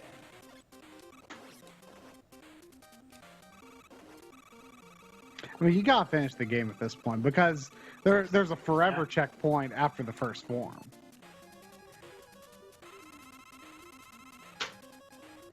Alright. I don't think this is gonna work, guys. Is it metal? The metal is the second form. Yeah.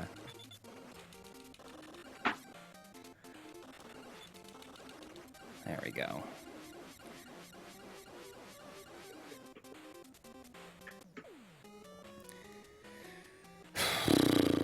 All right. All right. So this will be actually pretty cool. Like I will have beaten Mega Man 1 and 2 on stream previously. That's awesome. Somehow. Yeah.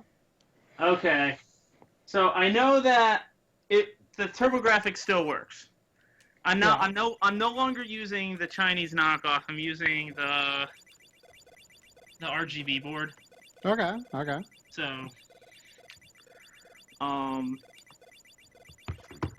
yeah. Okay, so if you see one of these online for $20 or $30, don't buy it. Now we know. Work. Now we know. Unless you think you can make it work, but yes. It doesn't look like it is a simple solution. No, and the fact that it just the lights really creep me out. The dimness of the changing light. Yeah. The struggling light. Yeah. It always worries me when you can actually make an LED struggle. That's telling me there's all sorts of shenanigans going on that shouldn't be happening. Yeah. But I do wonder if that board could be like... What? This is... Okay. This is the Chinese board. Wait, composite, what? Though. Yeah. Oh, composite. Okay. All right, let's How did that happen? Why didn't it work before? I beat it. I didn't even have to continue. Did not even have to use the continue. All right, let me try this again. I think you just have to, I think it's super sensitive to just jostling in any capacity. Let me, That was normal mode, though. That wasn't difficult. The original. So here, blue. Honestly, I think that if my recollection serves, the modes are not as different as you would think. Yeah. No, I think that the difficult is like the real ending. Like it's, the real. It's like the Japanese difficulty. I think it's a little bit harder for sure. I mean, it's definitely harder. It definitely is, but I don't think that the difference is that extreme if my memory serves. But I could be wrong. I'm not a Mega Man 2 expert.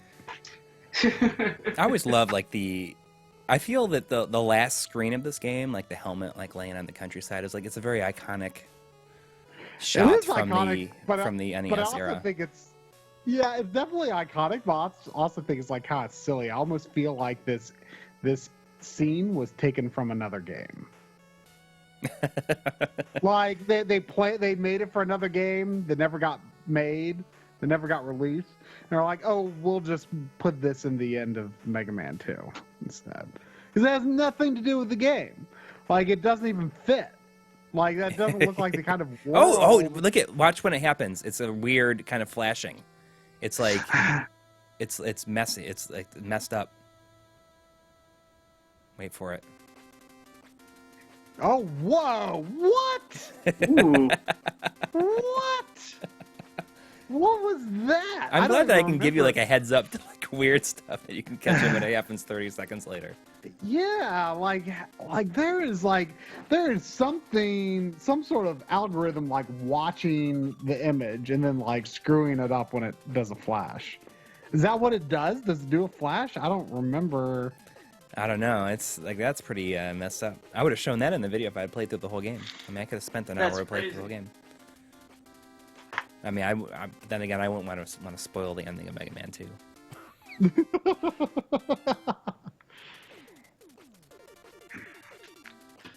All right, let's see this. Oh, high five, Pedro. He says, I love the music theme from Snake Man. Snake Man's theme, I think, is my favorite Robot Master level theme in the whole series.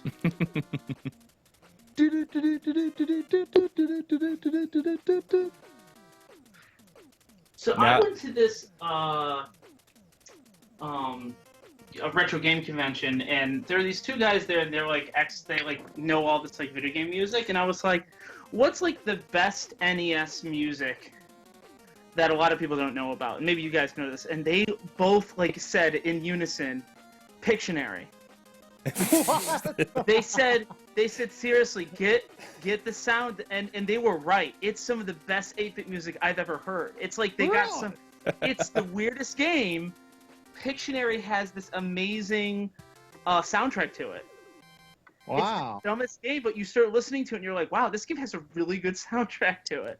I've never played it. Let me look it up. Pictionary NES. It was out of nowhere. They both said it in unison. They're just like. What am I not gonna beat now? Oh, it's from LJN. Yeah, it's it's quality. Yeah, I guess I'll play it on Pixel Perfect mode. Just doesn't work on this. The composite does, though. I don't know about the S video, but I'm not gonna go after the S video dragon right now.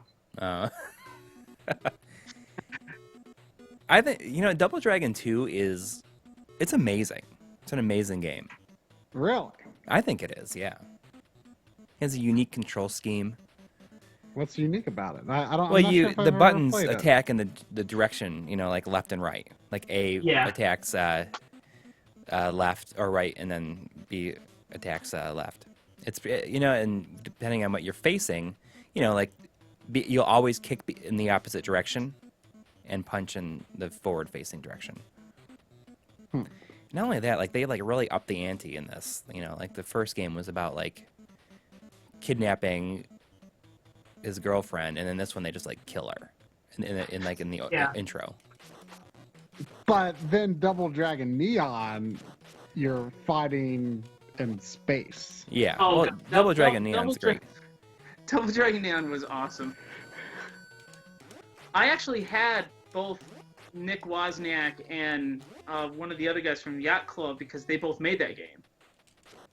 Oh, they were on your show? They were at Way Forward. Yeah, when they were at Way Forward, and we basically talked for 2 hours at length about how much we love Double Dragon Neon, and hugely underappreciated. And the thing is first off, it was the first game ever to truly utilize the power of the high five. That's true. I heard that they originally were thinking about making Contra 4 sort of in that style, but they decided not to and revisited it for Double Dragon, which I think was the right choice. Yeah, I think Contra is... The thing about Double Dragon is, it doesn't have the cult following that Contra does. Mm-hmm. You can... and seeing how they just opened it up with the girlfriend getting punched in the stomach. And they're like, not again. It pretty much just set the tone for the whole game. Well, that was a waste of time. We all learned something today. Yeah. It's all right. It was worth the build-up. Hey, that's science, though. Yep. Yeah, I wasn't about to sacrifice my Splatterhouse cartridge. No. That's the bonks will be the guinea pig for this one. That's the second bonk, right? No, this one's the original.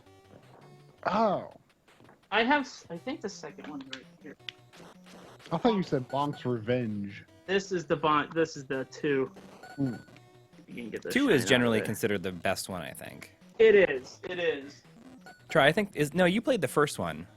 Mm-hmm. For people to know, we just did we did our first Let's Play on our Patreon. Because when Tri was here, exclusive Let's Play.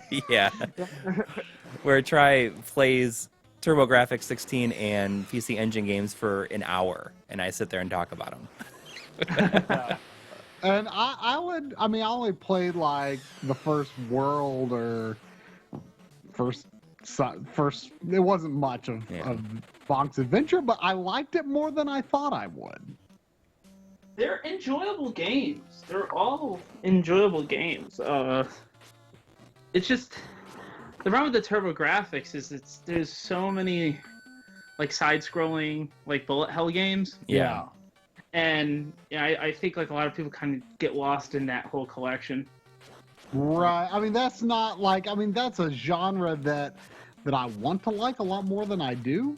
And I just don't even know where to begin with that genre on the TurboGrafx. And I kind of want to look at the other types of stuff that the PC Engine / TurboGrafx has to offer. What I have right now is a PC Engine, and the only game that I have so far is Bomberman 93. Which is a great game. And I got the PC Engine version because it's a heck of a lot less expensive.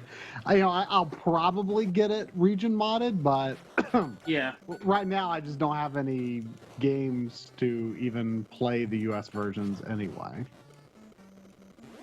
No, I mean I literally have like the 6 games I really enjoyed from the PC Engine right now. My PC Engine collection's pretty meh. Yeah, it's not that great.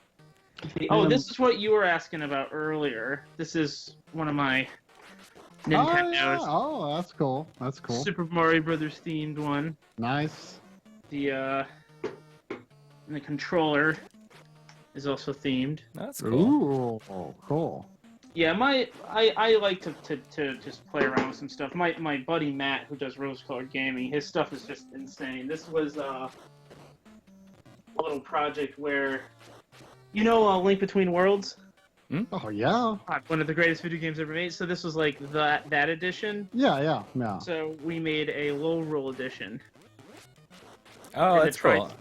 I can't. Yeah, quite see it in the light can't see it. Yeah, but you can. There's the Triforce.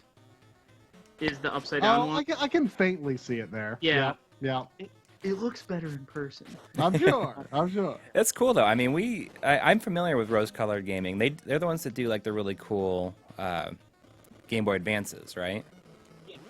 Yes, he has. The problem is, like, people complain that his prices are so high, and then he'll make like 40 of them, and then they sell in 1 second. And he's like, well, people are buying them. Yeah, I actually have one of them. Are those the people that go to MagFest? No, that's 8-Bit Evolution that you're thinking of. Oh, okay. They're the ones that also have like well, I don't know if they do anymore, but they used to do like the Game Boys. Yeah, so this is his Game Boy Advance that's made to look like an old Game Boy. Oh, that's cool. And the nice thing is that he puts a high-end. Oh, he puts the backlit. the AGS 101 screen on it. Yep. So it just looks really nice. That's cool. Yeah. But what he'll do with the glass cases and stuff is that, if I can get them. Whoa.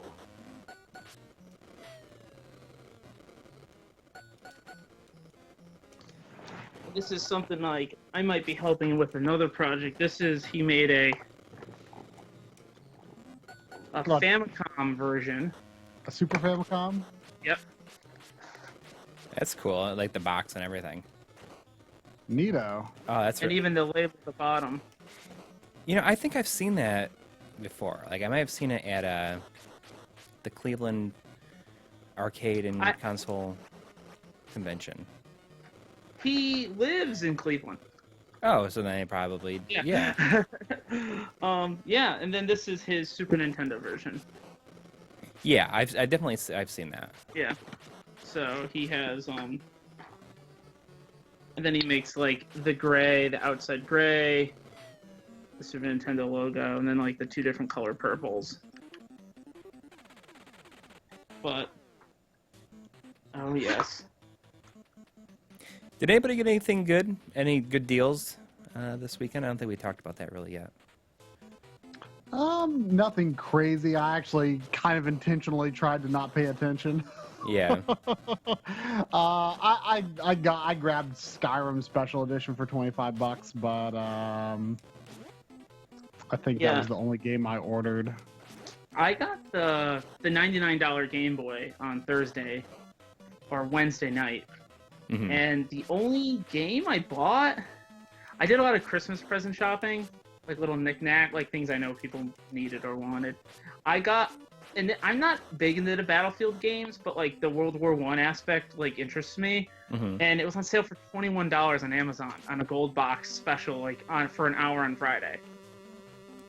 So for how much? $21. Oh yeah, I mean you can. That's why I was like, oh, even if I just play the campaign, I think it's worth it. So I was like, sure, yeah. Yeah. That that Game Boy Advance with the Game Boy styled buttons sort of remind me, since this is just laying on the floor. Here's something I got just last week that is going to make a brief appearance in the Game Boy episode. I don't know if people are. You know, I showed that clip that you of that segment to Joe Redifer, and he's like, oh my god, I've never heard of this. I just bought it. Yeah, I mean, I didn't know about it until just a couple of months ago. Which shocks me that I had no idea this existed. It's made by Hori, and it looks awesome. The buttons the A and B buttons are at a steeper angle than a real Game Boy and spaced further apart than a real Game Boy.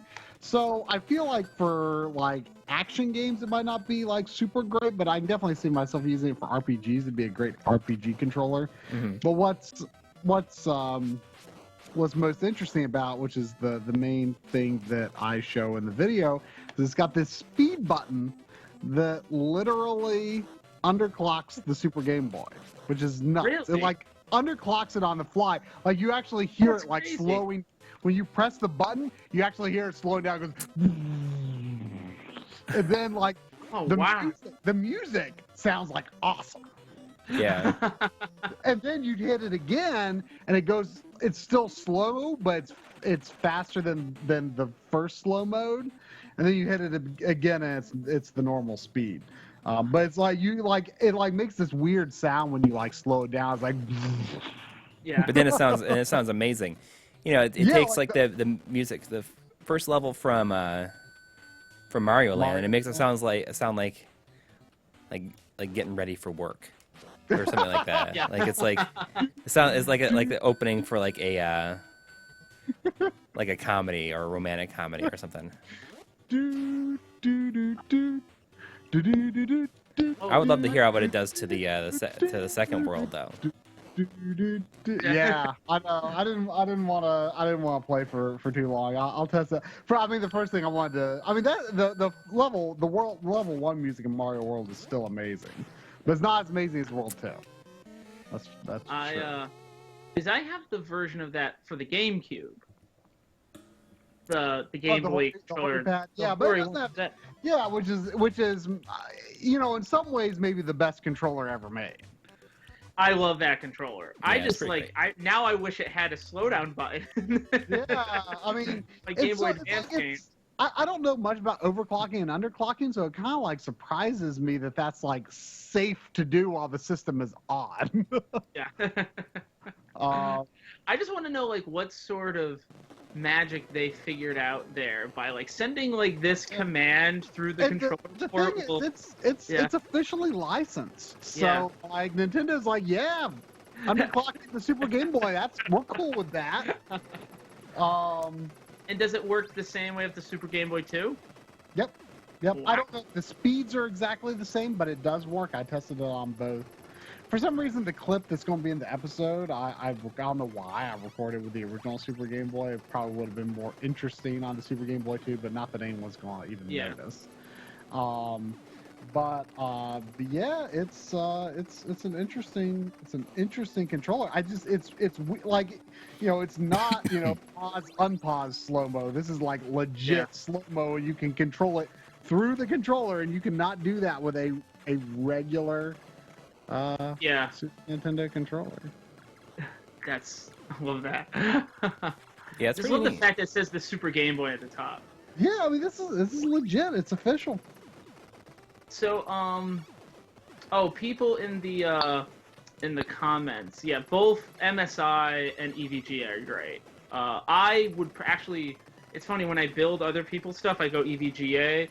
But for my build, I had to go MSI just because I wanted a consistent color scheme, as I'm a weirdo.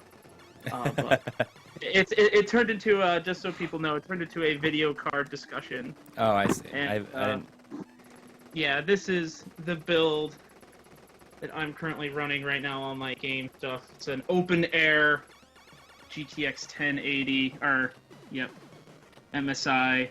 gaming edition. I like how they call the MSI game. Like, yes, I'm going to buy the non-gaming GTX 1080, please. You know, it's like for the win. You know, Yeah. You know, it's like I want to get the EVGA participation trophy card. You know, it's like, oh, you showed up. Here you go. Good job. But yeah, the 1070. I got the 1080 just because it's like I want the best one. I think the 1070 is probably your best overall. Let's say bang for your buck, especially if you're not trying to do high-end 4K stuff. If you're just trying to do like, especially the 2K screens and stuff like that, and you want the higher frame rates, you're totally fine with 1070. Have you guys played Owlboy? No, I'm familiar with it though. Like, no, I mean, I'm definitely curious. It's Steam only right now. Am I correct? It's Steam, Windows only. Yeah. Yeah, I'm hoping for a console and then hopefully limited run will. Yeah, I feel like I know the Indie Box released a physical copy of the PC version. Yeah, I would. To me, it's so good. I really, really enjoyed it. I would definitely like hook the computer up to the TV and play it. Like, it was just so enjoyable. Especially, like, you know, 2016 is going to be remembered as a year of kind of not the best game releases. Mm-hmm. And this was just such an enjoyable game. It was a slow year, yeah. And, like, a lot of letdowns and a lot of shenanigans and this, that, and the other thing. And Owlboy was just one of those games that, like, I just had a smile on my face playing it the entire time. And it's like, it was in, like, development forever, wasn't it? 9 years. Yeah. Yeah. But when you see, like, the detailed pixel art, and at the end the credits roll, and the credits are literally 2 seconds. Because it's like one person or something, right? It's like 4 people. And Okay. then, like, this is the orchestra we hired. Because a lot of the music goes from, like, 8-bit to 16-bit to full, like, you know, 10-piece orchestra. Oh, that's cool. Time. And they do a really good job of balancing the music aspects. And it was never like Kickstarted or anything, right? Yeah, it was no crowdfunding. Like, I mean, you would think that a game that had struggled to, well, maybe struggle's not the word. I don't know the story behind its development, but you would think that a game that was in development for so long, at some point they would have been like, let's get some crowdfunding for and finish this up. But that's like kind of amazing that in this day and age they just I don't know it eventually. I think they had some jobs and they did this on the side. Yeah, I'm sure. That's kind of why it, you know, like I look at AM2R, and that to me is like that and Owlboy are my games of the year. It's funny how one of the games is an unofficial Nintendo game, and you know those people just did that in their free time. Yeah. And why Nintendo didn't just call them up and just say, "Listen, we're taking away your game, but you know, come down for an interview." Yeah. So it's like because they never want to admit that they didn't do it. I mean, Sega did that with Christian Whitehead. Right, and now he's doing Sonic Mania. Which looks like the best Sonic game we're going to be getting in the past 30 years. Something like that, yeah, seriously. I hope we get a physical. Like, I know there's a special edition of it. I want a physical copy so bad. Yeah. Come on, it's on the PS4. You could definitely get a disc of it. Yeah. It's like it'd be crazy for not doing a physical disc of that. Yeah. Because it'll sell like crazy. Yeah, if I'm able to get a physical copy of DuckTales on the Wii U, I should be able to get Sonic Mania. Okay. Yeah, that's crazy. As I'm like, yeah, they. Oh wow, I didn't realize it was like 11:05. I know. I'm just going until I am out of lives here. I gotta work tomorrow. Hey guys, first up, this was a great experience. I hope I was a good guest. Absolutely. Yeah, it's just streaming. It's just, you know, casual and fun. Yeah. You know, like Corey always likes to say, the gameplay is secondary. We're just talking. Yeah. I don't know. I will say this, and people were saying it in the comments. Like Corey, you kick ass. Like you are, especially Mega Man. You just blew through it. I mean, I can't believe that it's quote easier, but these are all tough games, and you are going through it pretty. Oh, thank you, Blade. I'm Blur. gonna run out of lives here. I don't know who Blade Blur is, but he's been complimenting me. Blade Blur is one of our good old regulars. Yeah. Oh, nice. One of our best supporters. Yes, by the way, Bladeboard, that motherboard is a great motherboard. I know it because I just put it in someone's what? Casually flipping for forgetting generations exist. It does. It's good. I own it.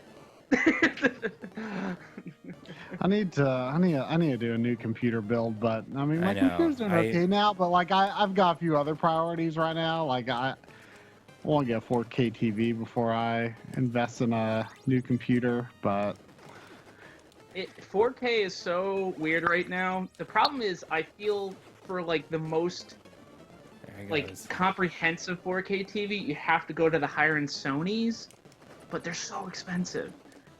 And there's like such a jump. I've heard, pretty good things about like the 2016 Vizios and stuff. Vizio, they all make great TVs. That's the other issue. Is there's no like really bad TV unless you're buying like a Westinghouse, some second rate brand. The Vizio makes a great product. I just know like just the options on a lot of the Sony ones, there's just a spleen of them. Yeah. And to be honest, like I'm kind of kicking myself for buying the Sony TV because I think I overspent on options I never use. Yeah. I'm curious about I don't know if this is like a common feature on 4K TVs, but I was reading a review of a Panasonic TV on Digital Foundry. Yeah. And they were talking about how they've got for 4K content on this Panasonic TV, or not 4K, 1080p stuff. It has a nearest neighbor style scale to 4K. And like for FrameMeister, that would be like unreal. Yeah. I don't know if that's like a Panasonic thing or just that one TV or what, but that's definitely got me wanting to look into Panasonic's 2017 TVs. Yeah, I mean, I would definitely, it's so funny because Panasonic is a name I haven't gotten into ever since the fading away of the plasmas. Like it was Pioneer and Panasonic that really pushed the plasmas. And, it's just once South Korea was able to get those LCD wafer kilns going, and like by 2008, it was all she wrote for plasma. Like they could pump out that's why 4K TVs got so cheap, is they just pump out these wafers so cheaply. That's how Vizio got started. Vizio was just one of these factories, and they realized that they could spend like a few $100s and add their own circuitry to the back of their wafers, and then look, now we're a TV maker. Vizio came out of nowhere, and everyone was laughing at them when they first came out because you kind of saw this weird bargain brand. Like, what is this Vizio? Yeah, I mean, the price. Yep, I've kind of felt that same way until recently, just because like they're always so much cheaper. And then you see a few in action, you're like, oh, hey, these like look pretty good actually. Yeah. And they always get great, like Digital Foundry, CNET, all of the places they get great reviews, or they're always like the second TV. Yeah. So like Sony or the Samsung are number one, but they're $3,400, and then the $800 Vizio is second place, and you're like, second's good enough for me. Yeah. Speaking of Digital Foundry, they just released a really great episode on Shenmue 2. Oh, today. Really? Yeah, they do a really good a retro series. DF Retro? Yeah, very, very much worth watching. But the Shenmue is like 34 minutes long. It's pretty good. Oh, wow. Yeah, they do like really in-depth analysis of like how these old games ran.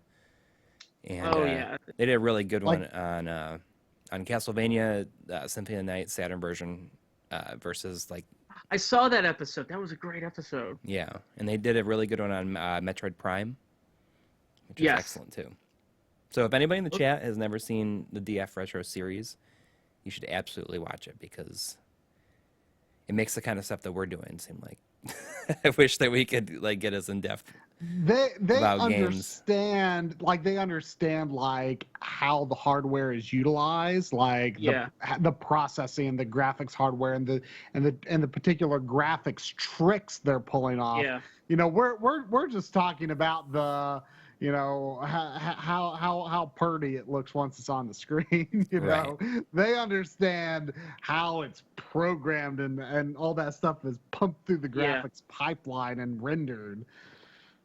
Yeah. You know, it's crazy though, and it's neat because I've been really the Nintendo Switch is really kind of lit a fire under me. In a previous life, I used to program and like one of my jobs was going to be like building fiber optic cables and processors and that sort of stuff. But what not scares me, but what's really interesting to me with the Switch is like a lot of these developer like APIs are coming out, and it reminds me of all of those tricks that they pulled back in the day, but NVIDIA's doing it as a go-between. Mm-hmm. So like NVIDIA's acting like this monkey in the middle, like, oh, you give us all this stuff the way you want it, we're gonna do some shenanigans to it, and now we can put it through this low-end processor that's like can run out of battery. And it's just neat because you reminded me of that with that Digital Foundry video, just like the crazy amount of stuff that they did with what was it, the Symphony of the Night? Right. And it reminds me of a lot of the NVIDIA API stuff that's coming out lately. Like the NVIDIA stuff they're really going for that I mean, they're making the best hardware right now. You got to pay for it, but they understand the connection to the software. And I think someone said it as the thing scrolls by. Have you guys heard of Vulkan versus DirectX? Mm-mm. So you know how like PC games, everything they run on a thing called DirectX. Yeah, I know about that. I've never heard of Vulkan. Yeah, so DirectX is just basically the go-between between the game engine and the hardware. Vulkan is what a lot of people are going to right now, and that new Doom game that came out back in like May, I think, or June, which it runs on these lower end video cards at 4K at like 60 frames when it's running Vulkan. Super efficient. It's super duper efficient, and like NVIDIA's getting all over that. And I'm just excited because I feel like now I think we're getting to the point where the systems are pretty darn powerful. Yeah. You know, I look at the PS4 Pro, I look at the PS4. I mean, people, you know, I have a kick-ass gaming rig, but like I think now it's the time of like, okay, all the cars are fast, now let's make them feel efficient. Yeah. You know, and that's kind of like where we are right now. But yeah, I don't know, it's just food for thought. It makes me excited for the future. I really get excited for like what's coming down the pipe. It's actually nice to be excited about Nintendo for once. Yeah, I mean, I'm always excited about Nintendo, but me too. I mean, it's nice to see, in general, excitement surrounding them from a larger group, I guess. Yes, I feel like we don't have to like prophetize. You know, I usually have to be like John the Baptist of Nintendo to my friends. You know what I mean? I got to be like, oh guys, you know, Nintendo is good, yay, you know. But what about this? Don't look at that, you know. Yeah, I mean, now I don't have to defend it as much. I could be like, isn't this cool? And they're like, that is a good idea. I mean, the Wii U has been my favorite system of the generation just because it. When I'm playing a game on the Wii U, they feel like those games have made an identity for themselves. Whereas, it's like, hey, yay, I'm playing a game on my PS4 that, but how many of those can I really only play on my PS4? The Wii U is like, hey, this is a game that I can only play on my Wii U, and it feels like a unique experience because of that. But I love the Wii U. But I too. I did. You want? I always talk about this on my show. Like one of the big AAA games that came out years later, and I still tell people like, it was one of the games that really sold me on the Wii U, and no one played it. Was the version of Deus Ex? Oh yeah, on the Wii U. Mm-hmm. It was great. I mean, I love like hacking on the screen and like looking up, making sure like, no one's like spotting you at the computer. Yeah. That's kind of like how Zombie U works. Which is also a great game.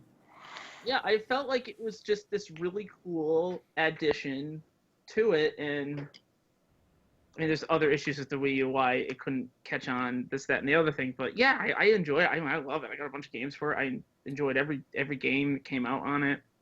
But yeah, I think we're Bayonetta 2. So, yeah. Bayonetta 2 is like an amazing game. Yeah, I loved. Basically, I'm looking at my collection right now. The only game I know we're getting a Zelda game for it, but we're all probably gonna play it on the Switch probably. Yeah. But I did like the remake of Wind Waker, Twilight Princess. I love the Mario games. I love Mario Kart, Smash Brothers. Yeah, they're all great. I mean, I'll probably end up getting both. Like I played Twilight Princess on the GameCube. I didn't get a Wii at launch. Yeah. So I did play the GameCube version, and like that one's like it's expensive now. Yeah. That version, it's kind of weird. Like I felt like that was more of the originally intended experience. Was that version? Yeah. The originally intended. Yeah. Well, you got like the Mirror World version right afterwards. And it's cool that they included that all in the HD version, which I've not played. Yeah. I do have it, but I just haven't played it. Yeah, I will say this. I am one of the people who I could not get behind Star Fox Zero. Oh, see, I liked it. I liked it too. I'd like to replay it, but it's been. I intended to do like a second playthrough, like almost right away, but I just never got around to it. But I enjoyed it. Like the ideas of like second playthroughs, like for us, I feel like it's not something. It's not a luxury we can enjoy. I like the idea of it. But like lately it just hasn't happened. I liked it though. But the thing is I'm super like open to the idea of motion controls, and I really like the idea of tilt based aiming.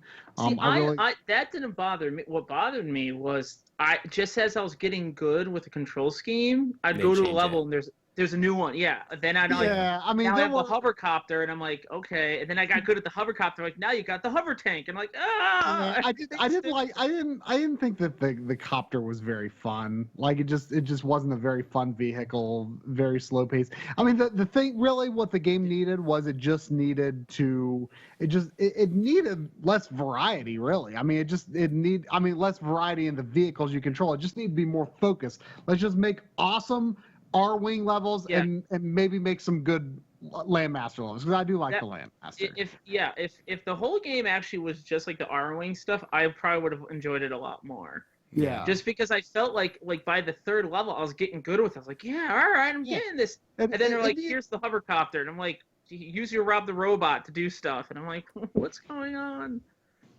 Yeah, but, I mean, it needed to be more focused in its design, but like I thought it was a good game, and the motion controls were just fine, really. Yeah. Can I say this? I played 10 times more of the game that came with it.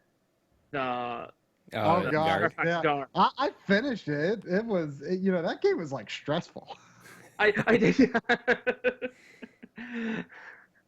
I liked it. I just thought it was cool. Yeah, I mean, I played it. I finished it. It was like at first I thought, this will be like a good game to just play like one or two maps before going to bed, and then it's like, oh my gosh, like I'm like all riled up like after finishing a level. It's like,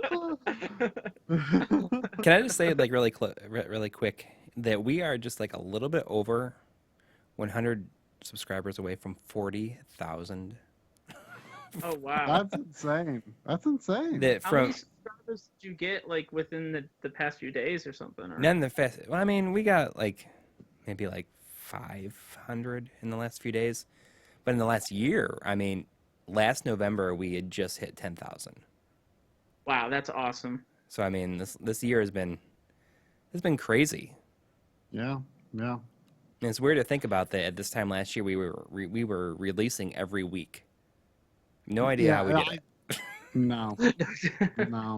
Listen, you're not saying this stuff was good. You're just doing it weekly. Yeah, I think the stuff we put out, like sometimes it was very good because it forced us to be like to stay on it, and we like I think a lot of like creativity came out of that. Yeah. of like that rushed kind of, that's rushed schedule.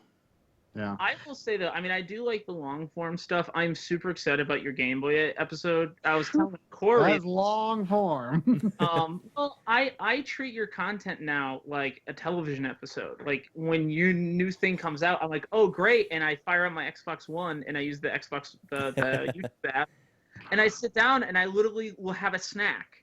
And I'll just watch your stuff. And I'm just like, oh yes, tell me more. Well, I really, that was part of the reason I really wanted the Game Boy episode to be able to make it out in time for Thanksgiving, because I thought, well, hey, people are going to be at home. They're going to have plenty of time on Black Friday, and they can watch this hour-long episode. But I'm going to bring it up on my computer and I'll send it to Corey, and you can see. I'll let y'all see where the timeline stands at. My ability to finish this before to get out next weekend largely depends on how much work comes up. But hopefully that is not too much. But it's gonna be an hour and 4 minutes. Wow. There's some people, like I saw somebody say, like, you should split it into 2 parts. We're kind of against like splitting things up if we can help it. Yeah. I mean, I don't think we've ever split anything in half, and like maybe it'll be something that we regret splitting in half. But I'd rather have it all in one place, one like mega thing that people can watch. I'm going to. Hopefully, it works with more than one person. I don't know how well this is going to come across on the stream, but let me see if I can do this. Hang on. There's a little bit of that. So now, for those that one of the things I think is so cool about this episode is that Try is like comparing like actual systems with things too, and he's shooting the systems like off screen. Yeah, it's pretty neat. Like there are some comparisons like just regular comparisons. Let's see, like here's a one of our traditional style comparisons. Now here's like this is like shot off of an actual Game Boy Pocket screen, and that's comparing aspect ratios. That's corrected aspect ratio. Awesome. This is how the Super Nintendo aspect ratio is normally a little wider. But let me back up a little bit farther. It's crazy what we put up with when we were younger. When I did, oh, that's awesome. Wow, these are really good. Here is what kind of camera do you use? It's a Panasonic GH4. That's a great camera. Yeah, it is. I cannot recommend it enough for video work. But this you can see here that the colors on the micro, I was surprised. They are a lot more muted than on the the AGS 101 GBA SP. Game Boy Micro. And I'm sick. And I'm sick in this episode. It's an hour long and I'm sick. It took me nearly 3 hours to record my on-camera parts. That is too bad. WarioWare. I love that game. Oh, now that's. There's a lot of WarioWare in here. Here's comparing the. Sorry, you can't really see it too much. It's just because of the way that I am capturing the window here. Yeah. But you can still you can see like. I mean that is an elite timeline. That's I know what I'm doing with Premiere Pro timeline. But we think like this thing is gonna. I think it goes even beyond like the normal scope of a RGB episode in the way that it's using hardware and stuff. Yeah. I think it's gonna be very much a catch-all, and I think that people that are not even just like interested in like video quality, but are just like the history of the machine and like the different variations of hardware for it are going to just like think it's really interesting too. But here, you can sort of see how I've got the timeline laid out. Track 1 is our audio.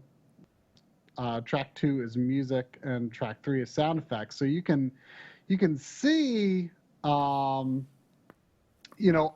to this point, up to the point where the cursor is, almost everything up to that point is finished, aside from like putting backgrounds behind us. Yeah. But it's like it's got sound effects, it's got video covering literally basically everything up to this point. And then from that point there are scattered bits edited. So it is a significant amount of work left to do. As you can see here, 1 hour, 3 minutes, 57 seconds, and 39 frames edited. So it's. But I mean, you said you're just like you're going dark, as you like to call it. Yeah, I mean, especially because Final Fantasy 15 comes out on Tuesday, and I'm super mad that this episode is in my way of playing it. And I don't want to go on the internet and basically hear almost everyone talk about how horrible the game is, or so they think. Yeah. So I'm just gonna go dark. I don't want to hear anyone talk about it. I don't want to hear anyone talk about it. So I'm basically not going to be on the internet until this episode is done. So. Yeah, I'm probably like 2 out. Like I spent my Thanksgiving break basically binging on Phoenix Wright 6, and I'm like 2 hours probably from the end of the game. I'm like in the midst of the final battle, so to speak. Yeah. And I can't be that close to the end and not finish it. So I'm like, tomorrow morning I'm going to like spend like 2 hours finishing that, and then it's back to just bang bang bang focusing on this episode. Like the only day that I definitely have like work to do is going to be Tuesday. And I'm going to try to basically just do nothing but focus on this aside from that, if I can. So, and if that happens, like I feel like the first part of this video where we're like looking at like the real Game Boy hardware and stuff is like the hardest part. Required you to shoot the most. Sure. Yeah, and having to shoot like off screen of these things and stuff, and there's like scattered things throughout the rest of the video that are already shot. So yeah, I think at this point, Oh, go ahead. No, I'm just saying, like, you guys met him on my podcast. I love that. You want to know what the voiceover says during that part of Wario picking his nose? It says, but sadly, it is not perfect. Yeah.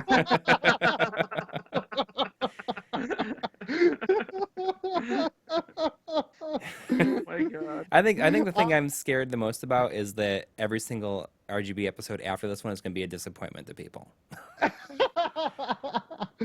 It's a crazy one. It's a crazy one. Yeah. This one, I hope I'm going to try to repost it as many places as possible, because I feel like this is one of those ones where it's like, now I know everything about this. Yeah. And if I don't, well, then you weren't paying attention. No, this is I just like the amount of work you guys put into this is awesome. I know one of my really good friends I do my podcast with, Evan Amos. He does all of like the stock photos that you see on the internet of like every video game console ever created. I mean, the amount of work he has to go into to take these shots. Yeah. Oh yeah. And it's just insane. Like when I was over there, I have the 20th anniversary PlayStation. So I brought it down to him because he wanted to take archive photos of it. Mm-hmm. He had to take like 40 different shots of just the controller, so he could do a composite shot of them, so there's no glares. Right. And it was just like, I mean, I'm like, oh my god, there's just so much setup that you guys do, and then I see like the shots that you do, and I remember you guys did the episode where you toured all your stuff, and it was just, it's like, I know it's a labor of love. But Corey, I'm sorry, I changed the thing on you. I didn't realize. It's all right. No, it shows. Like, it's one of those things where I think the fact that you guys don't have 400,000 subscribers right now is criminal. Like, I think. I'm serious. We'll see what happens in the next year.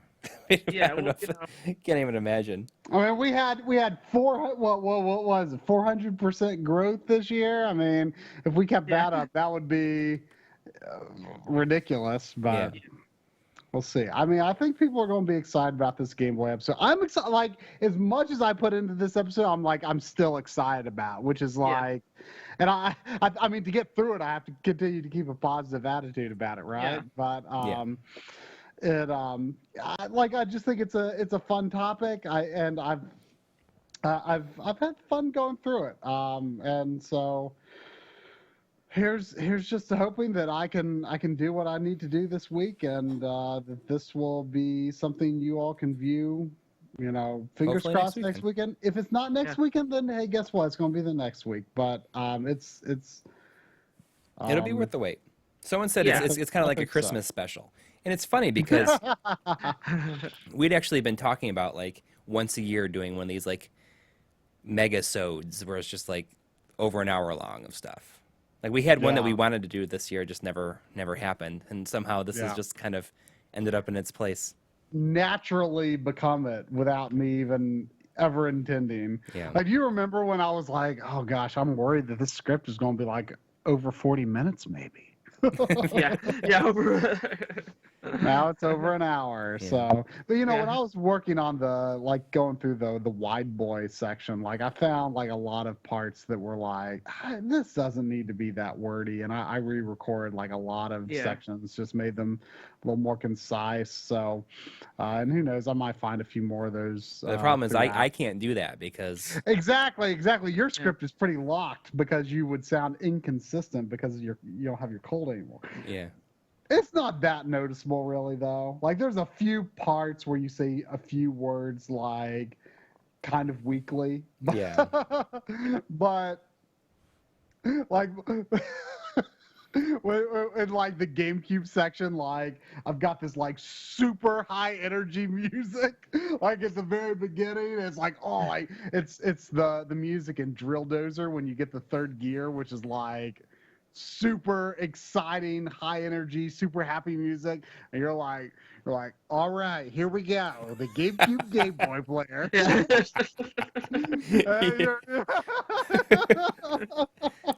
Yep. Well, like I said, it took me nearly 3 hours to record that. I'm exaggerating. It does not sound that bad. Like I don't think your average viewer will even notice that you were getting over like a cold. Yeah. Yeah, I was kind of down with the cold. You'll be surprised at what people don't notice. Yeah, that's true. You're your own tough critic, and you're just like, I kind of slurred that word a little bit, and people are like, I'm more concerned about your annoying voice. They're like, oh, great. Yeah, I mean, like I was kind of like that with the NES. There's one part where I say it during the ending where it's like I put in a word that was not in the script, and I'm like, it doesn't matter. It doesn't matter. Yeah. And I kind of fumbled for a second because sometimes I have a really hard time, like if I'm like, I have a hard time going off script. Like if I go off script, like I automatically trip myself up, from reading the teleprompter.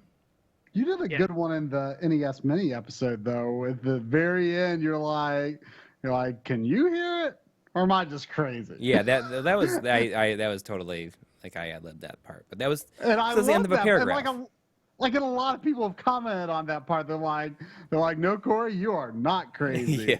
Or, I think there was one comment that said, yes, Corey, you are crazy for thinking people won't notice that. Yeah. Yep. I love that. I love that line. It had a very honest feel to it. You're like, am I crazy? Because, most people won't care. I mean, there's a comment that says like, no, like, can't you just play your games and enjoy them? Well, yeah. I mean, all the time I do. Yeah. I just wanted to point out this stuff.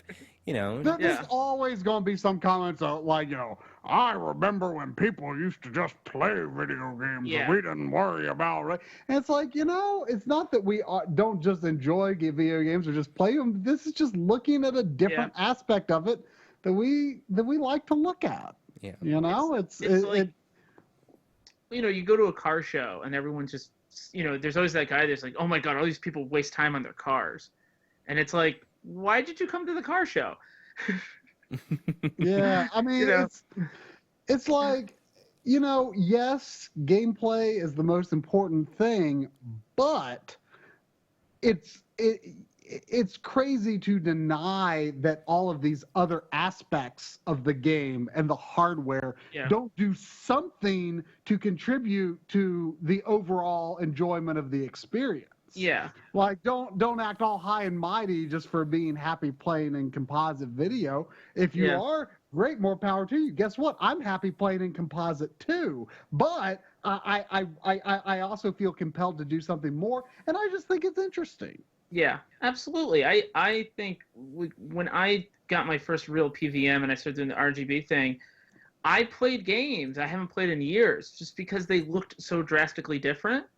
Mm. And I was just excited by that. Like, it's sometimes it's just neat to be reinvigorated by something again. Mm-hmm. And that was, for me, like one of the cornerstones. And to be honest, like, your videos really lit a fire under me. Like, when I started watching them over a year ago, and I was like, this is really cool stuff. I have to get going though. Yeah. I mean, it's getting late. I have to get up at 5:30 in the morning. We need to wrap it up anyways. We're like going way over, which is good. It's a good sign that we had a good time tonight. Yeah. I wish I could be on for another 2 hours, but it's just like I'm looking at the clock. I'm like, I'm gonna get 2 hours of sleep tonight. Yeah.